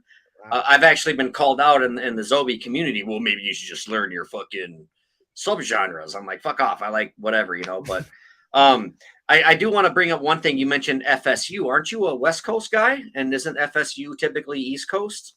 I'm in Massachusetts. I'm home for Boston hardcore. So you're a fucking East Coast guy. So you definitely know about FSU. I just assumed They're that my you were a dudes. West Coast guy because of the photography and everything. I thought that most people came to the West Coast. I had no idea. So yeah, you're definitely familiar with FSU, then, aren't you? Oh, some of the yeah. hardest, some of the hardest guys on the planet. Like we've done an episode about them a little bit, and can you explain the difference between FSU and Boston Beatdown? Because sometimes when I hear about FSU and things, I'm like, these guys were a bunch of little assholes running around beating up sober people or sucker punching drug dealers. And I'm like, that to me is not tough. That's not a gang. That's not a crew. That's a bunch of pussies being a bunch of assholes to people. So can you explain the difference and let us know that FSU is nobody to fuck with, or vice versa, whatever your opinion is? I'd love to hear it, because all the OG FSU dudes are not in FSU. They're just like old dudes who are over it and hang out with their family, But the way it started back in the early days of hardcore is all of a sudden all these skinheads, not the good skinheads, Nazi skinheads and Nazis started kind of infiltrating the Boston punk and hardcore scene. You had those bands like Screwdriver, you had all their fans coming out, you had stuff like that happening. And basically a bunch of dudes in the hardcore scene were like, you know what? we don't want Nazis here. You guys should probably leave. And when they started to fight, they're like, okay, if you punch us, we're going to knock out your teeth. If you come at our shows, we're going to knock out your teeth. It was basically to eradicate Nazis from our scene. And they did So it it was a real defense quick. mechanism and not a gang. I would call that a defense mechanism to protect the scene, right? Or no?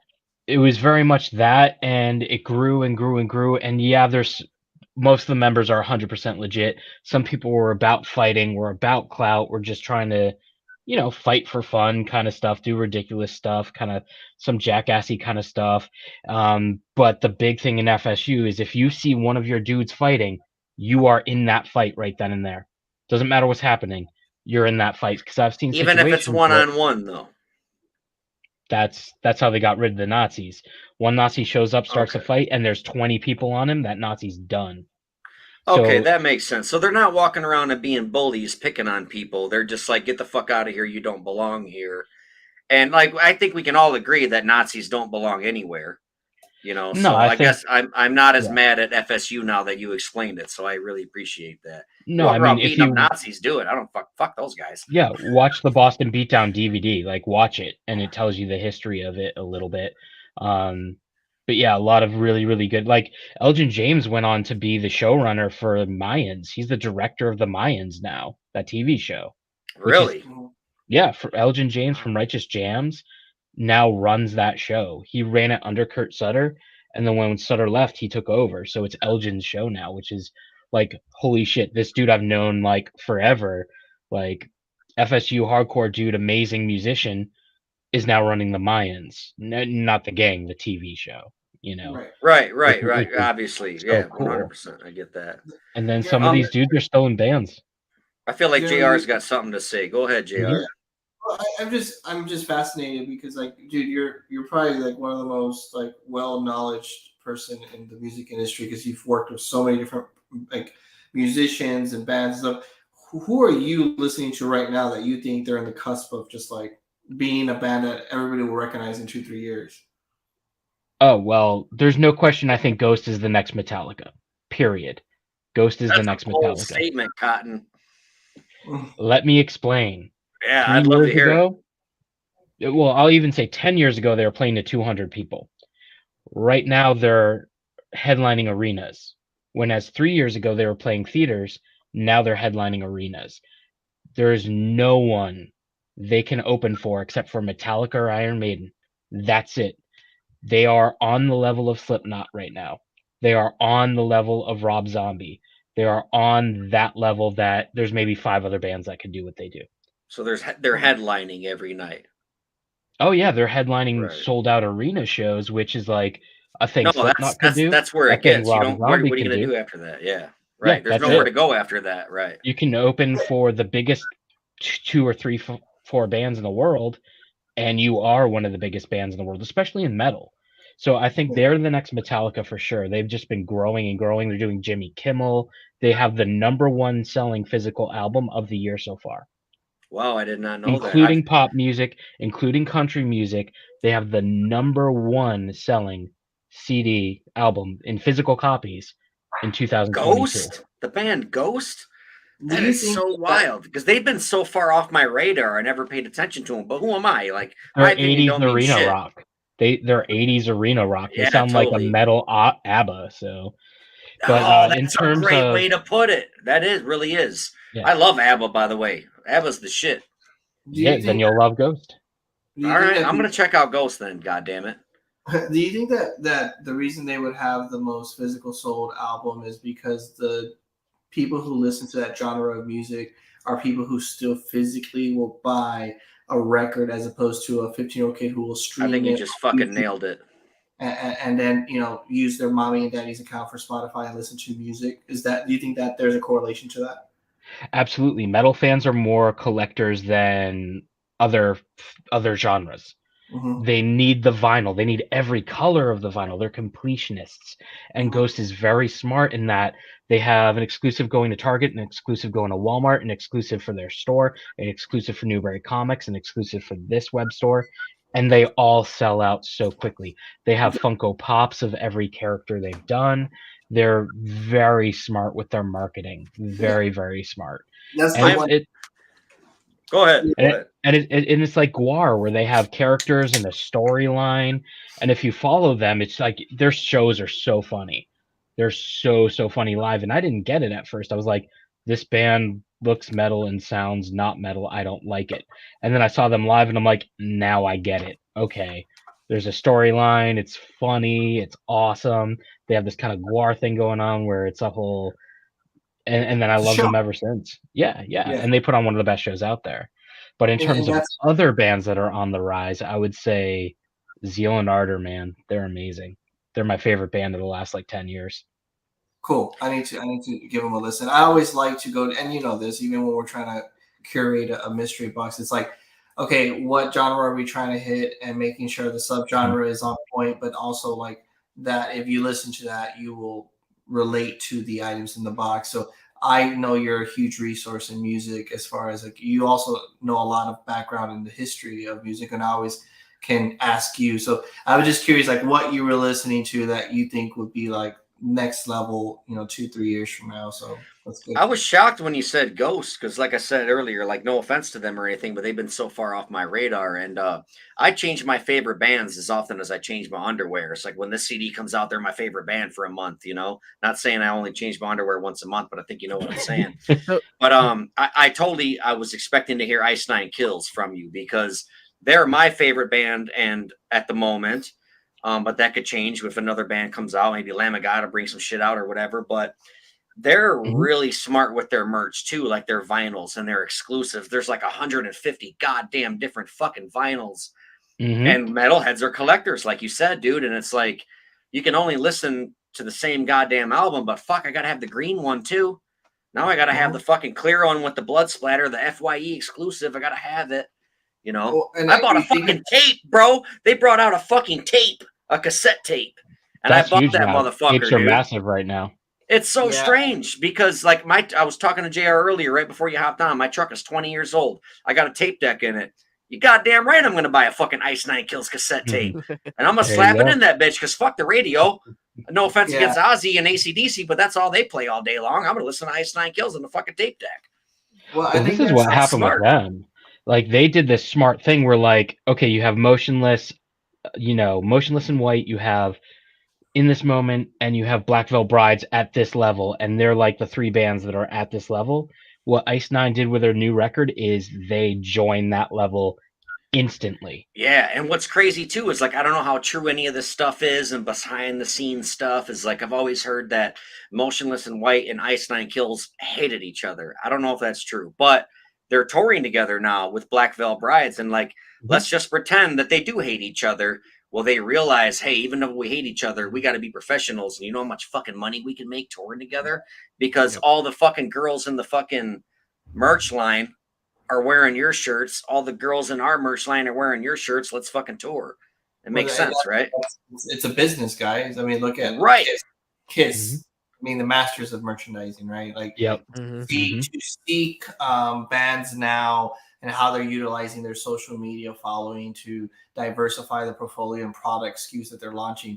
Dude, that's where the money's at, right? That historically, Jeremy, how do bands make money? Touring, right? Not on actual album merch. sales, merch and tours, ticket sales, right? There's still a split there, but that's where the money. VIP has been the big thing lately. VIP is where bands are making a killing. Yeah, and so to see them be hip to it and build a brand, and then literally have a diverse portfolio of products that they're launching to the fan base, dude, that's like next level shit. I mean, that's where they're really setting up their futures. Because you also know in this music industry, it's like everything else.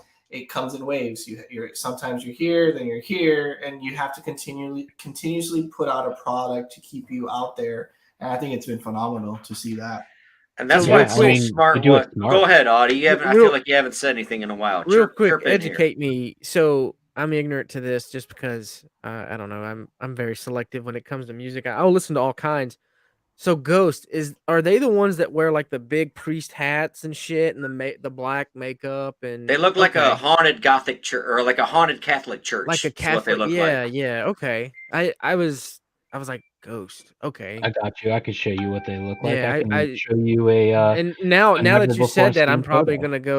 gonna get on Spotify and bump You the know what? numbers up. They're like I said before a couple times. They're so far off my radar, but now that Jeremy's bringing them up, I'm like, when I get off here, I think I'm going to listen to a song because Yeah, I might be surprised. I've I never might given him a like them. chance. Yeah, Me I'll have either. to definitely And that's such check a it out. shame because so many bands come and go. And like, think about all the fucking bands we never gave a chance to. What if nobody fucking batted an eye at Tool or Pantera? You know what I mean? And it's like every fucking band started in a Okay. goddamn garage or their mom's basement. You know, somewhere Slayer, at some point in time, Slayer was playing in a fucking garage.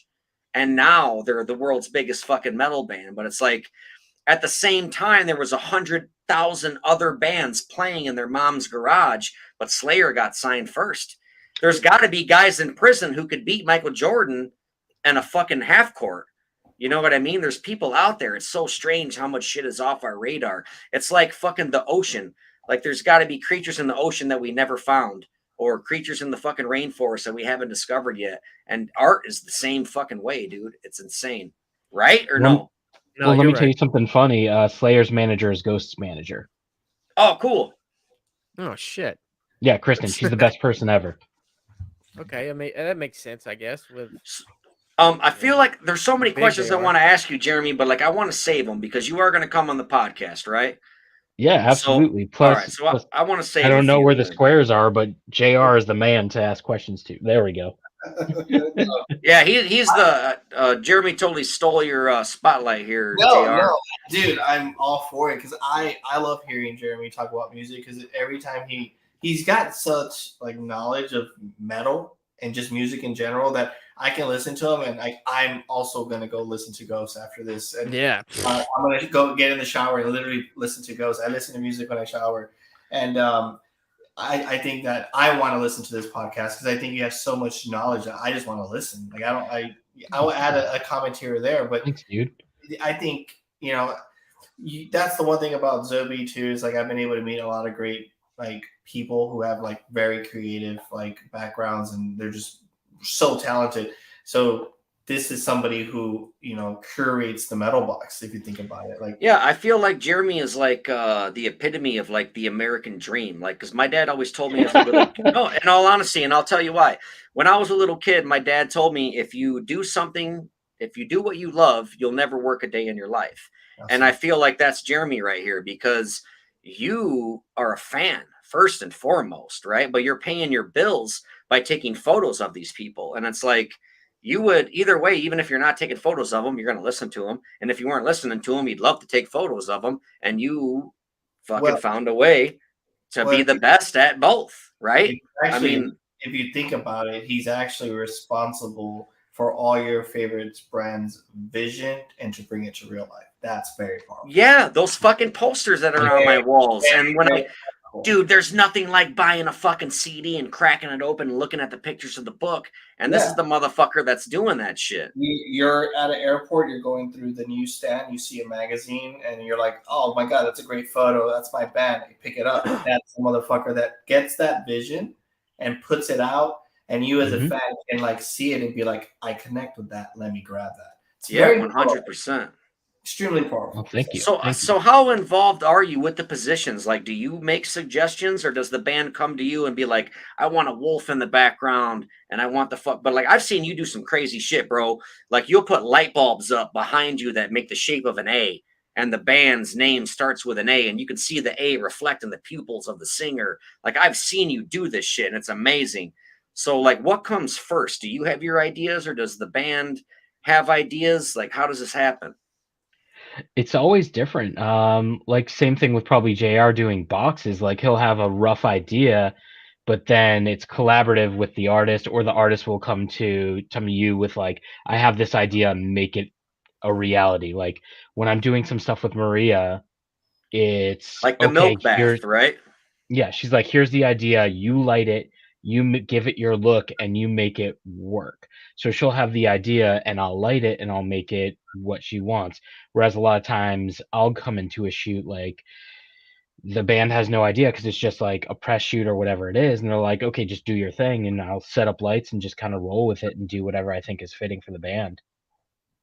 But a lot of it's collaborative. A lot of it's like, okay, here's my idea. What do you think? And then it's a very, very directional no matter what.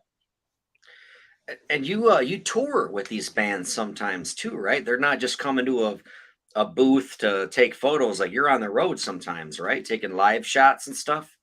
I haven't toured in a decade, but I did tour Oh, for a decade. okay. So I did do a lot of touring back in my younger days. I'm kind of the old man who's like, okay, like I just got a tour offer the other day, actually, for the first time in years and years for one of my closest friends, like bands, Lacuna Coil, and I just couldn't do it. It was them and Apocalyptic are out together, and it's just like, dude, I literally have I'm flying to Nashville for a hailstorm thing. I'm going here for a Guar thing. I'm going here for, this other thing. There's no way I could do it because I just have so many shoots lined up.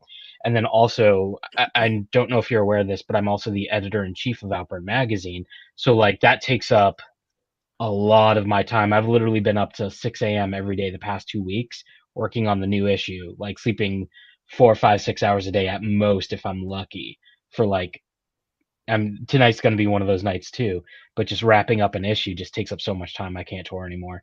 But what I'll normally do in terms of photo shoots, it's a band's either coming to my studio or I'm going to a venue like the Palladium, the Webster, Boston, New York, whatever, setting up a background or setting up lights in the background, doing a photo shoot with them and doing all that kind of stuff. I was gonna ask you, Jeremy. So, like, do you like traveling still, or is that one of the reasons why you don't do it anymore?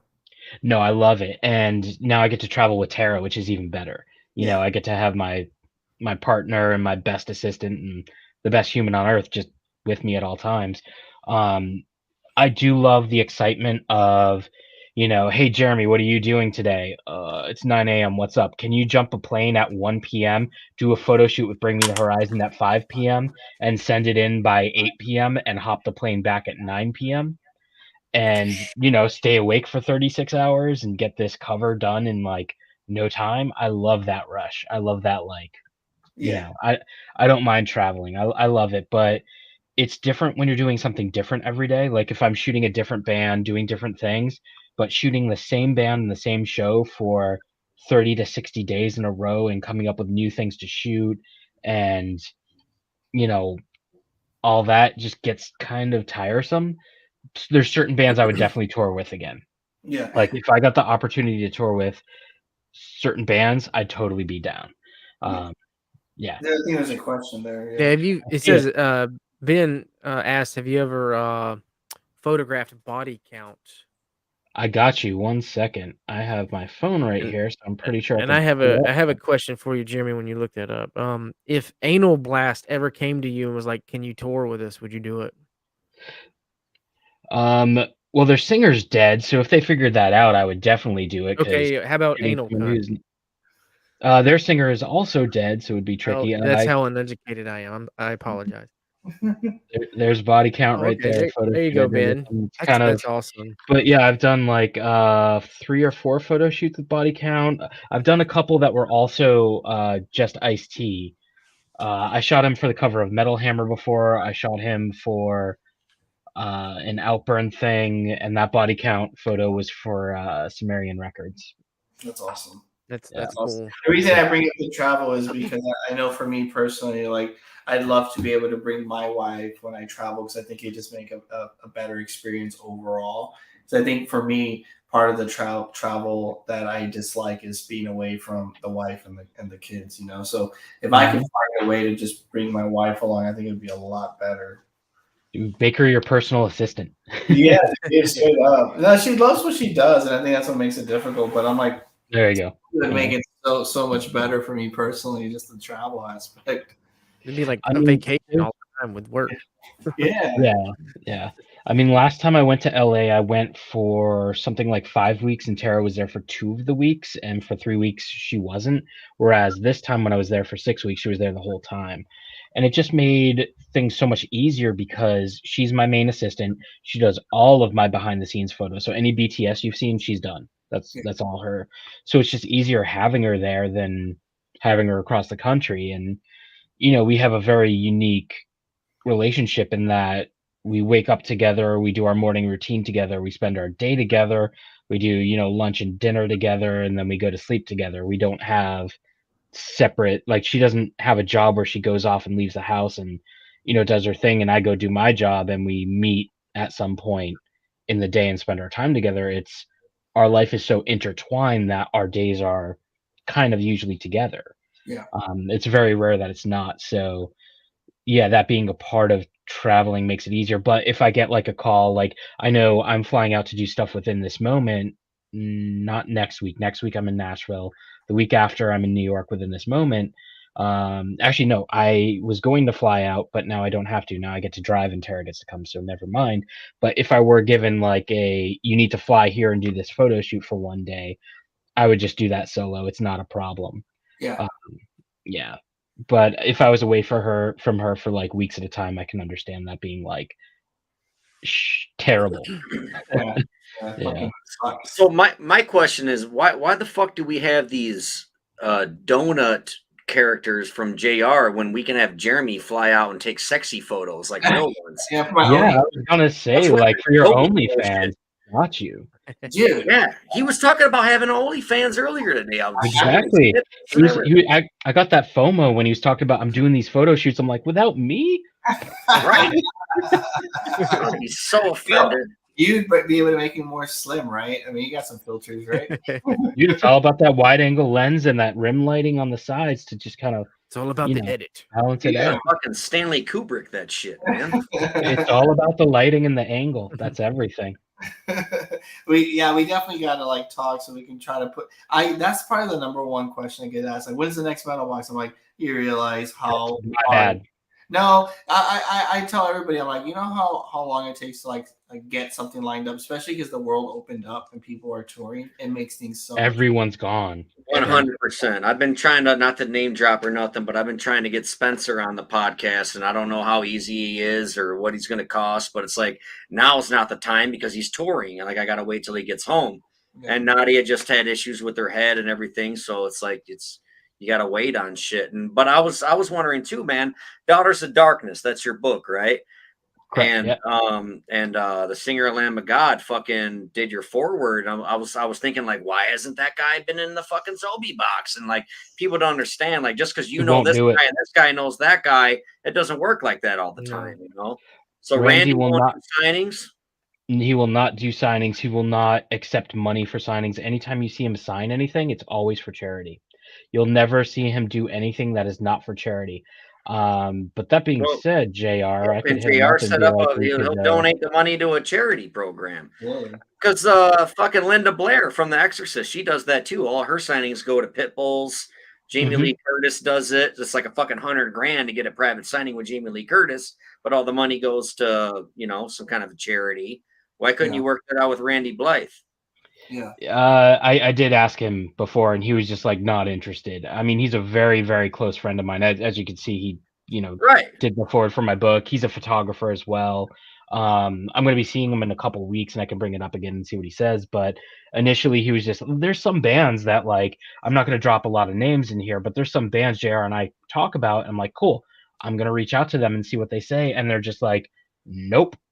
Because they just think the idea of signing autographs for money is stupid. Yeah. They just won't do it. They're just like, man, that's wild. We'll sign them for free for fans forever. Right. We'll sign them for free for fans. We'll sign them in VIPs for fans. We're not going to sign them for some collectible company. We're not going to sign, like, we know you're our friend and all, but I think outside looking in, because like Rob Zombie, for example, is a big collector. But like I've heard him say, like, anybody who doesn't sign an autograph is a fucking piece of shit.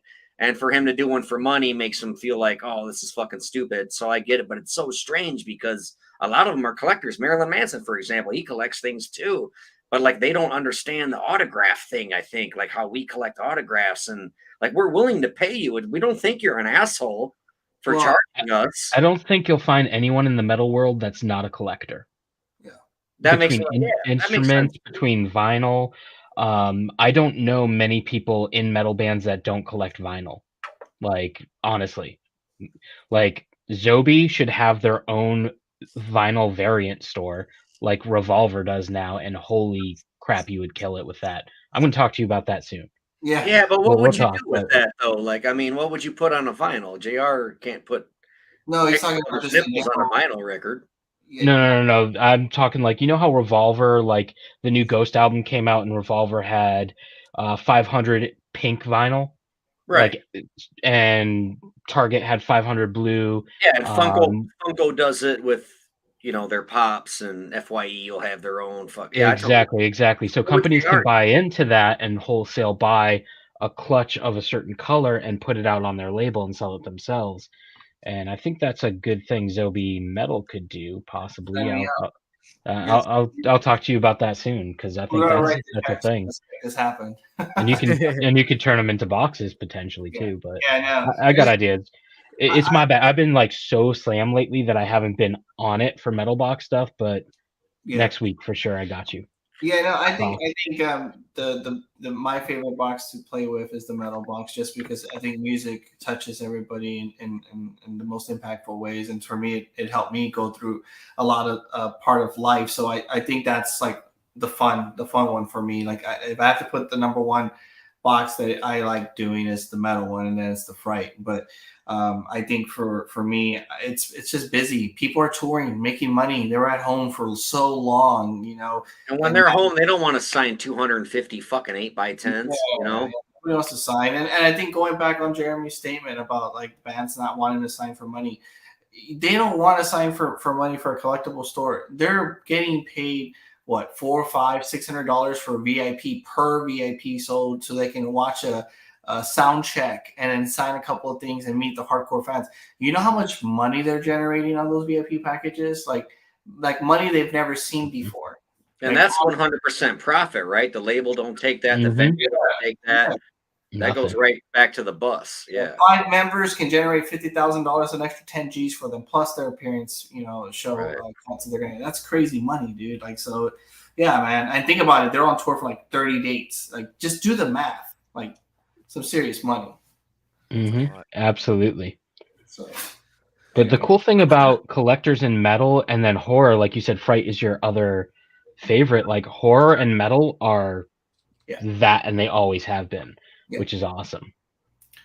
Doug Bradley in Cradle of Filth stuff, and it's also tied together, which You is got great. CJ with Alice Cooper. Yeah. Everybody always wants that photo, that dual sign photo, Alice. We sold one today. Somebody walked in and wanted that photo in particular. So there's always a crossover that makes it fun there. That you can have a lot of fun with. Even the D, that when D was inside the box, dude, that's like seriously one of the boxes that everybody still talks about.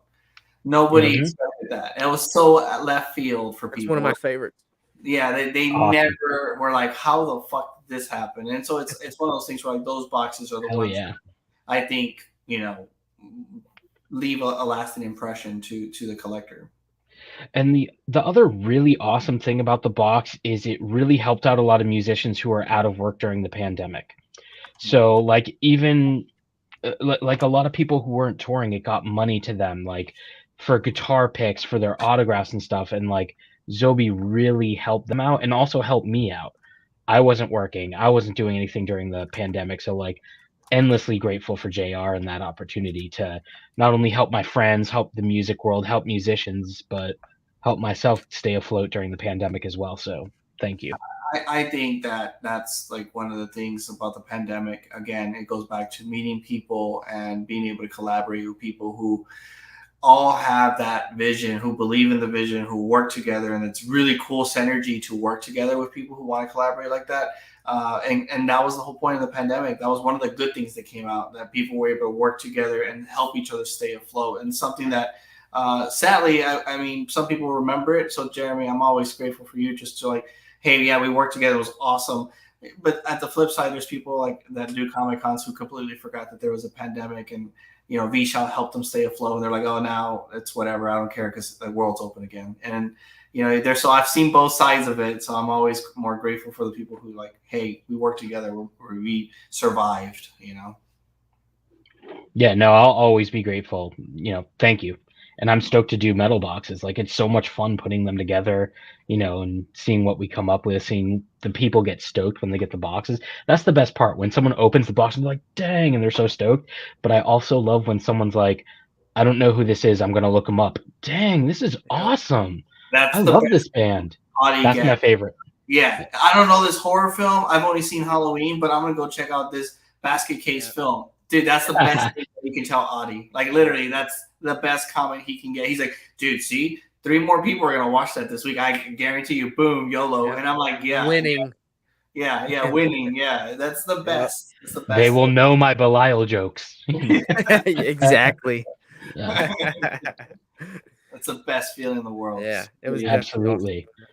And All like right, the guys, fact that you give the opportunity for those smaller bands to kind of put something in there, like, you know, Tetriarch, who blew up and they're massive now. Living Dead Girl, who's blowing up and they're on tour right now, which is sick. Like, that's awesome. Yeah, that to me was also one of the things that like I really enjoy, especially because like I remember like, oh yeah, they're gonna sign these 5x7s. I'm like, oh fuck it, third autograph, you know, and they just did it because they wanted to like they are seeing like this is one fan who could potentially get this item, who will go look at the band and hear them. That to me was fucking awesome. I love that. I love that. Absolutely. I was curious about you guys getting more underground bands. Like Jeremy, I reached out to you about getting like Dead or like the DED or fucking Kissing Candace. There's like, oh, they're cool bands, but they're just not. But like, I they're think both very good friends. You should fucking start putting those on those easier to reach bands in these boxes. I think, you know, you can't always have, you know, in this moment in a box, and sometimes you need some Deads and some fucking Kissing Candaces and whatnot, right? I mean, I don't want to speak like for JR. Like, I don't want to speak for JR, but I feel like if there's not a certain level of celebrity to the box, people will get it and be disappointed and not buy the next one. You know, I get that because I've definitely done that too. Because when the metal box first came out, I'm like, I'm buying every single fucking one. I don't give a shit. And then it's like, oh, I got some, you know, that's like, I didn't really like it, so I didn't get it. So I totally get it. And I guess it's harder because a lot of people that buy the boxes probably aren't necessarily the mystery box people. They might be the metal people, and they want to see something like from Mudvayne or Slipknot or something that they're into, and they don't want to hear about the underground bands. But you also I kind of get that. The well, no, you put them together, right? Right. The marketing is way different too, right? You release a pop culture anime or fright, you're giving them themes. Here, you can't put the band logos on the promotional stuff. You're literally just saying, hey, this is going to be bass metal or, you know, whatever, you know, and you're going to take a real chance. So someone who's purchasing a box for $40 a lot of money, who's like, I don't know what's going to be in here. I hope it's a band I like. That's why that comment of like, hey, you know what? I got this autograph. I don't know who it is. I've never listened to them. I'm going to check them out now. That's why it's such an impactful comment to get. Because it's not like they know Halloween, Friday the 13th, and, you know, Hellraiser is going to be in this box. They have no idea what's going to be in that metal box. And I think that's what makes it fun, too, from a musician standpoint, as far as just, like, loving music in general. If you love metal, like you said, you listen to all metal, it's all metal to you, then you will appreciate the metal box because there probably is going to be a band there you have not heard of or will be reminded of, like Ghost, that you're going to go give a listen to now. That's right. So that was my main question is like, how come, like, I know that it's hard to put out metal boxes because getting a hold of people, but why haven't you settled for less, like bringing out these lesser known bands? Like, I think they're in there. They're in there. They're just not the headliner. Yeah, I think, so I think the counter to that is if I was to do something like that, if Jeremy and I put a box together of bands that people, average casual music lovers have not heard of, they will shit on the box. They will because I'm not saying local bands. I'm like, these bands are out there to be heard. I mean, you get your one fucking headline box, just like you do with, like, I'm gonna shit on Audie here. No one gives a fuck about Ice Cream Man. No one cares about Basket Case. I disagree with that. The majority of horror fans is what I mean here. Yeah. But it's like you guys throw those horror franchises in that no one gives a fuck about. Why don't you do it with metal? I think I'm going to say there are more fans of Ice Cream Man and Clint Howard than Dead. That's one example, though. Like, I'm just saying, like, that was maybe a bad example, but, like, the majority, like, when your horror boxes, they want your fucking Freddy's and your Michael Myers and all that bullshit, but you throw in the random ones, and then, like, how come, I'm just curious why you don't do it with the metal box, too. Is it a gamble, or, like, what do you think? I think the difference there is that horror fans are probably the ones who know of Basket Case. They know of Ice Cream Man. They watched it because everybody has seen the top 4 horror film franchises. You know, the Fridays, the Night of the Your Mount Rushmore of horror, right? Right. They've already seen that. But horror fans are not, like hardcore horror fans are not the ones that are wearing the Michael Myers shirts to the Comic Cons. They're wearing it to they're wearing like that unique Basket Case shirt because they really get to express like, I'm a hardcore horror fan. I take time to watch all these small. Right. In music, it works to an extent, but again, the expectation when you're creating a mystery box of 4 themes is that you're getting one item from each theme for $40. For music, you're like, I can give you a subgenre and that's it. The marketing is different. The expectation here is, well, I'm buying it for the Nightmare on Elm Street. I'm not a Friday the 13th or Halloween, but I know I can flip it or trade it for trade bait. I'm going to purchase this. For music, it's so much different, and that's the reason why we haven't done that. Also, it's very hard to counter that where it's like you've had Maria, you've had, Hatebreed in the box, you've had D. Oh, and by the way, we're doing this box now. It's almost going to be like, well, for $40, I was able to get like Hatebreed in this moment before.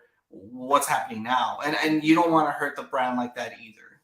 Right. Like even if the other bands in their opinion sucks, if they don't like these bands, they got a fucking Jamie Justa autograph and they only paid $40 for the box with a JSA. So like that alone, there's your $40 right there. Right. And if they don't like the fucking dope, the fucking guitar pick from the guy from Dope or whatever, then fuck them. Like you got your $40 worth already, Daddy-O. So I could see that too. Like if you're putting in all underground bands and they're like, where's my value? Yeah. Right. Mm-hmm. That and metal, there's less metal fans than there's horror fans, period. But metal fans can be like, I like 80s metal. That's it. So if there's no D. Snyder, if it's Hatebreed, Maria, Christina, they're not about it. If there's people who are like, I like death metal, put death metal in there and they're only going to buy death metal, if they know the genre is death metal, they're going to buy it. If you're kind of vague and you don't have, I'm kind of losing my track here, but you get what I mean? Like there's very select, like, I like this metal only. I like this metal only. But there's people like us who are more broad, where like, we like all genres of metal. I would buy any box that's themed with metal. Right. If it said hair metal, I probably wouldn't buy it because I'm not a hair metal dude.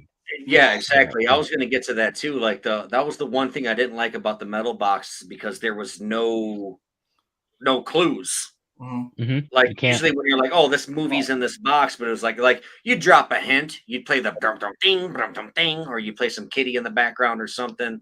I get that. But yeah, that's hard. And like if you do a new metal box, yeah, the guys that don't like new metal ain't gonna buy it. So it's such a hard fucking genre to get into. It's like you might as well do NASCAR boxes and cook fucking boxes at this point. You know what I mean? If you really think about it, Julia Child's autograph in a box, like no one's gonna give a fuck. Me and Adi have this challenge, and we kind of like have this game where it's like, all right, what franchise does everybody know in horror? And we have a list of them. They're like, all right, how long has it been since we haven't added a theme like that? Because the truth of the matter is, if you put Nightmare on Elm Street or Friday the 13th and Halloween in every box you put out, you better do it like once a fucking year. Don't be fucking, But other companies do it to where they sell thousands of boxes like that every single month because it sells. There's an SEO. You can run ads towards that audience, and it's for sure. In metal, it's really hard to do that. Like, you know what I mean? And you can't use the band names. You just can't. So it's like, you got to get creative with it. And I think that's kind of like the pro and con of it, right? So. Yeah, you definitely can't name drop on because it's all about licensing at that point, ain't it? Yeah. And like not only with just the bands, but like probably labels and everything else. Like there seems to be a lot of fucking fingers in the pie when it comes to making a metal box, I could assume. Yep. Yeah, I mean the D one was very obvious with what was it? We're not going to take it box or something like that. I mean that was a super easy one, but I don't think anything else will be that. Yeah. Exactly. That on the nose. And that was kind of probably the most we pushed it where it's like, this is what. Well, there was a couple that got spoiled. Like Jamie, he fucking he posted it on his Instagram. Posted about it. And then, like, I saw your name, Jeremy, in the back because you got one of the biggest watermarks I've ever seen in my life, and it was in the corner. I'm like, oh, that's going to Zobie. I know for a fact that's going to Zobie. So, yeah, but hey, I bought that box because I knew I was getting a Jamie Justa. You know how many messages I got from that? Like, are you working with Hatebreed right now? I was like, no. Like, well, Hatebreed? I've never heard of Hatebreed. He's signing a bunch. He's ruined it. I remember hitting me and Jeremy talking about it. I was like, oh, fuck. Like, Yeah, he felt so bad. He was like, "Oh shit, I didn't know, bro. I'm sorry." I was like, fuck. But I mean, I've always said this, like, Hatebreed's one of my favorites. So I was like, just to have that in the box was like, to me, I was like, fuck everybody. This is going to be awesome. Like, Yeah. it's we just recently saw Hatebreed like not too long after that Yeah. box. You did that box. Hell I yeah. thought that was fucking cool. I think it was like everybody was trying to go to the main stage to watch Bad Boys. I'm like, fuck that. I'm going to second stage. I'm going to watch Hatebreed. Yeah, headline. Hatebreed, I was yeah. like, fuck that. I'm going over here. Hell yeah, they're so good. They're such great dudes. So what is Hatebreed, Jeremy? Is that because I always called it like groove metal when your riffs and your drums match, and then I also think it's kind of hardcore. Like, so I'm not a subgenre guy. So what is Hatebreed? Hardcore. I got you. Connecticut hardcore, but they definitely toe the line of metal, but they are definitively Connecticut hardcore. I hate when people say like they claim where they're from and define that. Like, does that? I guess it works with rap because if you ever listen to Chicago rap, West the Coast, Shy East Bangin', Coast, yeah. West Coast, East Coast too. But Midwest. Same thing with hardcore. Yeah, okay, so that makes a lot of sense. I'm glad that I brought that up then. Yeah, because I never really thought about it but they're like, oh, we're fucking West Virginia fucking pop punk. I'm like, what the fuck does that even fucking mean? So but like so you think that Hatebreed is Connecticut hardcore then, huh? They are definitively the Connecticut hardcore band. What about like Blood for Blood then? What are they? Boston hardcore. They are, yeah, Boston hardcore, no So question. there's different kinds of hardcore. It just depends on where you're growing up and where you're writing your music and shit. Oh man, Boston, Connecticut, New York, OC, LA, yeah, yeah, Chicago hardcore, Detroit hardcore. Those are all definitely a lot of things. Yeah, someone's mentioning Joss's other band, Ice Pick, which is a band with Danny Diablo, of Scarhead, New York City hardcore band. I grew up in the hardcore scene as much as I grew up in the metal scene. So I know all those guys. Actually, the Ice Pick records, if you have it and open it up, those are my photos in the Ice Pick album. I've done all of Joss's photos for years and years and years and years. Iowa, Slipknot is new metal. They are new metal. I love that. But, I love that. Iowa is Slipknot. Yeah, it's like Iowa's known for two things: corn and Slipknot, and Yeah. like, Yeah. and they're it's so fucking strange, like to claim, parts of the country, like, oh, this is what we do and this is why we sound this way. But I guess it makes sense. It's weird. I guess you have to listen to all those bands to be able to tell the difference between the two.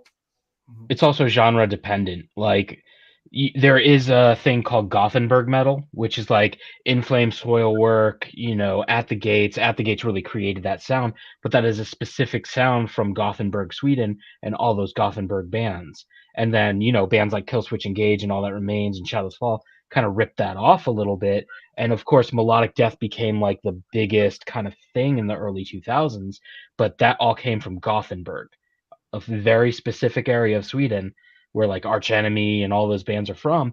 And it's like, all right, Gothenburg metal, that is one specific city, not even the state, not a country, a city. Just like with black metal, there was like Oslo black metal, Oslo black metal, Bergen black metal, everything depending on genre can be, geographic. But some genres just don't give a shit at all. Yeah. And I listen to so much different type of music that I'm just like, I just listen to it. it also doesn't have to be geographical either. Like, for example, like the people who are into fucking black metal would be like, Cradle of Filth's not black metal. But like when I first heard Cradle of Filth, I was like told that they were black metal, but I'm like, I'm being told by other people, oh no, it's Venom's black metal and fucking Mayhem is black metal. Cradle of Filth is overproduced and they're bullshit and fuck them, they're posers. I hear that. So it's like, is Cradle of Filth black metal or are they just fucking, I don't get it. All right, so let me tell you something interesting about black metal and death metal. They have as many subgenres as metal does. Metal has so many subgenres. Black metal, there's raw black metal, symphonic black metal. There's unfortunately NS black metal. There's thrash black metal, black and death.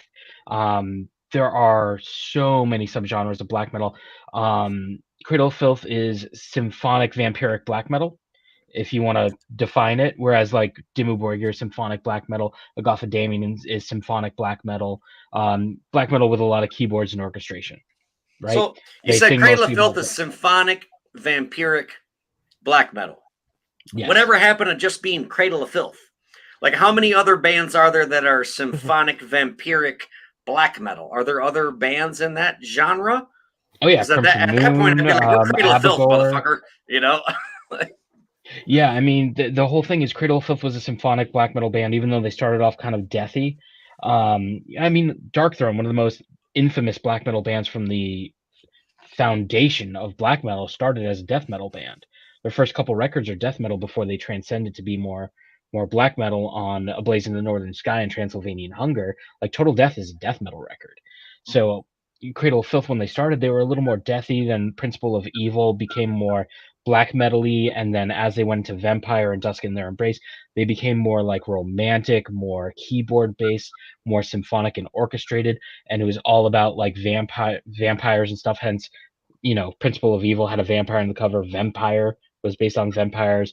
Cruelty is based on Elizabeth Bathory, essentially a vampire. And then after that, they switched into more general horror. Like the Midian is about the movie Nightbreed, you know? I thought that And was about a town in the Bible. The Midian was a town in the Bible that had a concrete wall built around them. no, Midian So is it's the about the name of movie the. Nightbreed?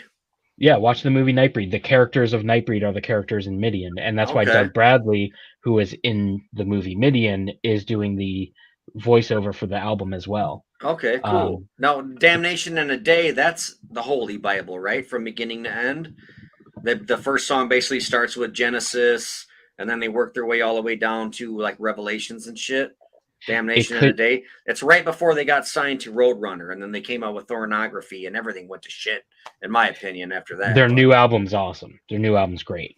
What's Just it putting called? that. Their last two actually.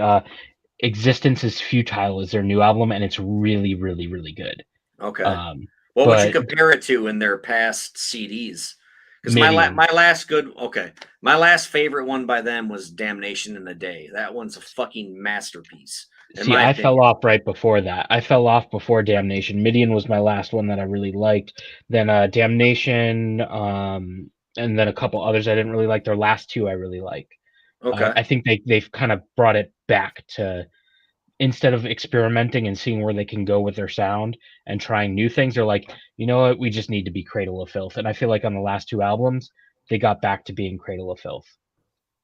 And they're about to tour the US, which is awesome. Yeah, I seen that. JR, you did a signing with Danny Filth.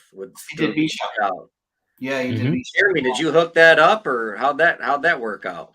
Danny and I have the same management. Danny actually wrote the foreword for my book. I don't know if you've seen that, but yeah, the Daughters of Darkness, right? I thought Randy did. Oh, wait, Randy wrote the foreword, or hold on. Randy wrote the intro. Danny wrote the foreword. Okay, cool. One of the two. Yeah. One wrote the foreword. One wrote the intro. Yeah. But yeah, that was a huge obstacle to do that too, because that was back when he was home, he wasn't traveling, so it was a real pain in the ass just to send the box over there with the items. But he had a crazy amount of autographs to do. I mean, it was insane. So it was a lot of work, and it was very expensive to get that box back to. I'll never forget that. So it was a nightmare. Like super far away from a FedEx, like an hour and a half, and it was like. Sometimes the customers don't get to see like some of the logistical nightmares we have to deal with some of the shit. So, JR, if there's anybody you can land in a box, metal goes, who would it be? That's tough. I know. Probably anybody from Mudvayne. I think that would be like Chad Gray would be fucking crazy. Yeah, and he lives in Vegas and he goes to like horror. He's from I'm from Rockford, Illinois. He's from Peoria, Illinois, about an hour away. And when his band was coming up, I was too young to go to shows. Yeah. But everybody would fucking come into summer school like fucking Mudvayne, and I'm like, fuck, I'm too young. I can't go, god damn it. And then next thing you know, Dig was on at fucking Headbangers Ball on MTV2 at like 3 a.m. And then they were fucking doing second stage at Ozfest and shit. And it was like, it was so cool to watch them grow. Like, and now he's fucking. Then he was playing with Vinnie Paul, and it's like Jesus Christ. But it's crazy that they came back together. Did you ever anticipate Mudvayne getting back together, Jeremy? Yeah, I knew it was in the works. I actually Did have a ya? really funny Chad Gray story for you sometime. But Okay. yeah, I did know that was in the works for a while, and they finally were able to make it happen. Unfortunately, Vinny passing meant that they kind of had the push to do it, because they didn't have Right. Hell Yeah happening. Right. No, that makes sense because that was I mean, obviously, besides the mourning, losing Vinnie Paul, my second thought was, I bet Mudvayne's going to come back now. Yeah. And I was happy to hear that. I got tickets to Tinley Park, Illinois for August 5th for fucking Rob Zombie, fucking Static X. Now, I'm going to go out here and say it. Edsel Dope is a singer of Static X, right? Jeremy, you probably can't confirm. You're probably not allowed to say that. I can show you a photo of the lead singer of Static X and Edsel Dope next to each other that I took. What do you mean? I mean exactly that. I did a group photo of... Well, Wayne Static is dead. Right. But the singer of Static X now is Edsel Dope, right? I'm saying I did a new photo shoot. I did the new photos for Static X and their new album. Okay. I also did a photo shoot with Raven from Raven Black, Wednesday 13, Dez from Devil Driver, Zero from Static X, their new singer, and Edsel all together in a row. But it's just a mask. So someone stood in for Edsel, right? I know you can't. You probably can't say this out loud, so I don't. I can honestly tell you that no one stood in for Edsel. No, I know that. Okay, for the photo. Okay, but the guy singing. Okay, never mind. I think I get what you're saying. Hey, so I'm just saying that photo exists. It happened. No, I get it. And if in my opinion, I think Edsel. Let's just say, whether he is or not, in my opinion, Edsel would be the perfect person to fit in for Wayne, because they've been touring for fucking ever together, and they were really good friends. And Edsel, when he wants to, he sounds a lot like Wayne Static, and I don't know. I think it's Edsel Dope. Yeah, I think the person filling in for the person doing Zero does a great job. 100%. Yeah. I can't wait for that tour. I will be going to that tour here at the Woodlands as well. I'm very eager to see how Power Man sounds, and then obviously Mudvayne. So it's gonna be cool. I wonder what Mudvayne's gonna sound like, man. I'm a little worried about it. I hope they sound fucking amazing, because I've never seen them before, so my expectations are so high. So I got to bring them down a little bit. Mm-hmm. My expectations are really high too, especially because I'm taking Jen with me, and she's never heard of Mudvayne at all, and I keep hyping the shit out of them. I think Ryan's one of the best bass players we've ever seen, and he's once in a generation talent. And I just want to see him perform live, to be honest with you. I will most likely leave right when Rob Zombie starts, or as soon as Mudvayne ends, I'm leaving. That's just me being brutally honest. I've seen him too many times. So the show's always good. It's great, but I don't care to see him again. So I'm going for Mudvayne, period. That's literally what I'm going for. So if you want a fun game, just take a shot every time Rob Zombie says, yeah, you'll be dead by the end of the first song. But it's fun. Dude, I've always 20 shots in the first 3 minutes, and I'll be like, all right, you heard one song, you've heard everything. I can go on a rant about that, but whatever. I've always said that Rob Zombie was the first mumble rapper of all time. Like, I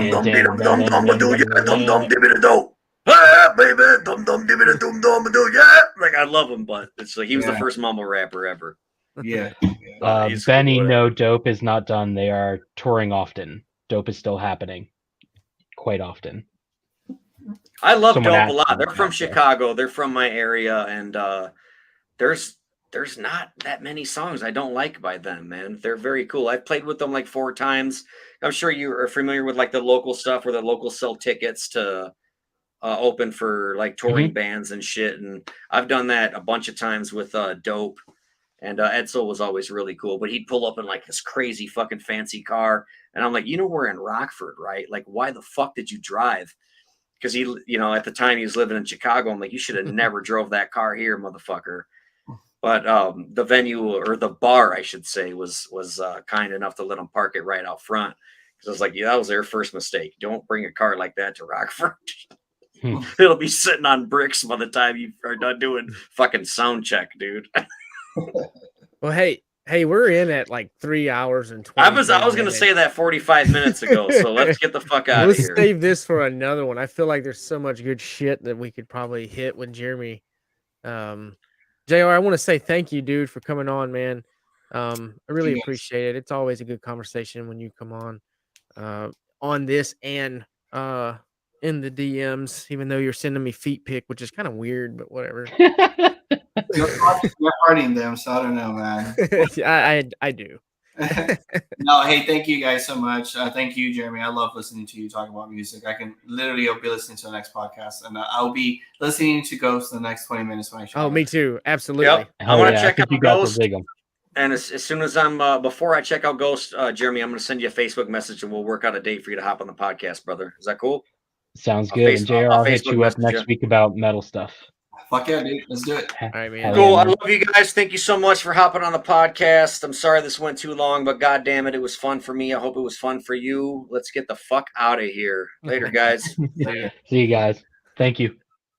Thank you for tuning in to our little Passion Project podcast. Remember, we go live every single Friday night, same damn time, same damn channel. So if you miss it, don't blame us.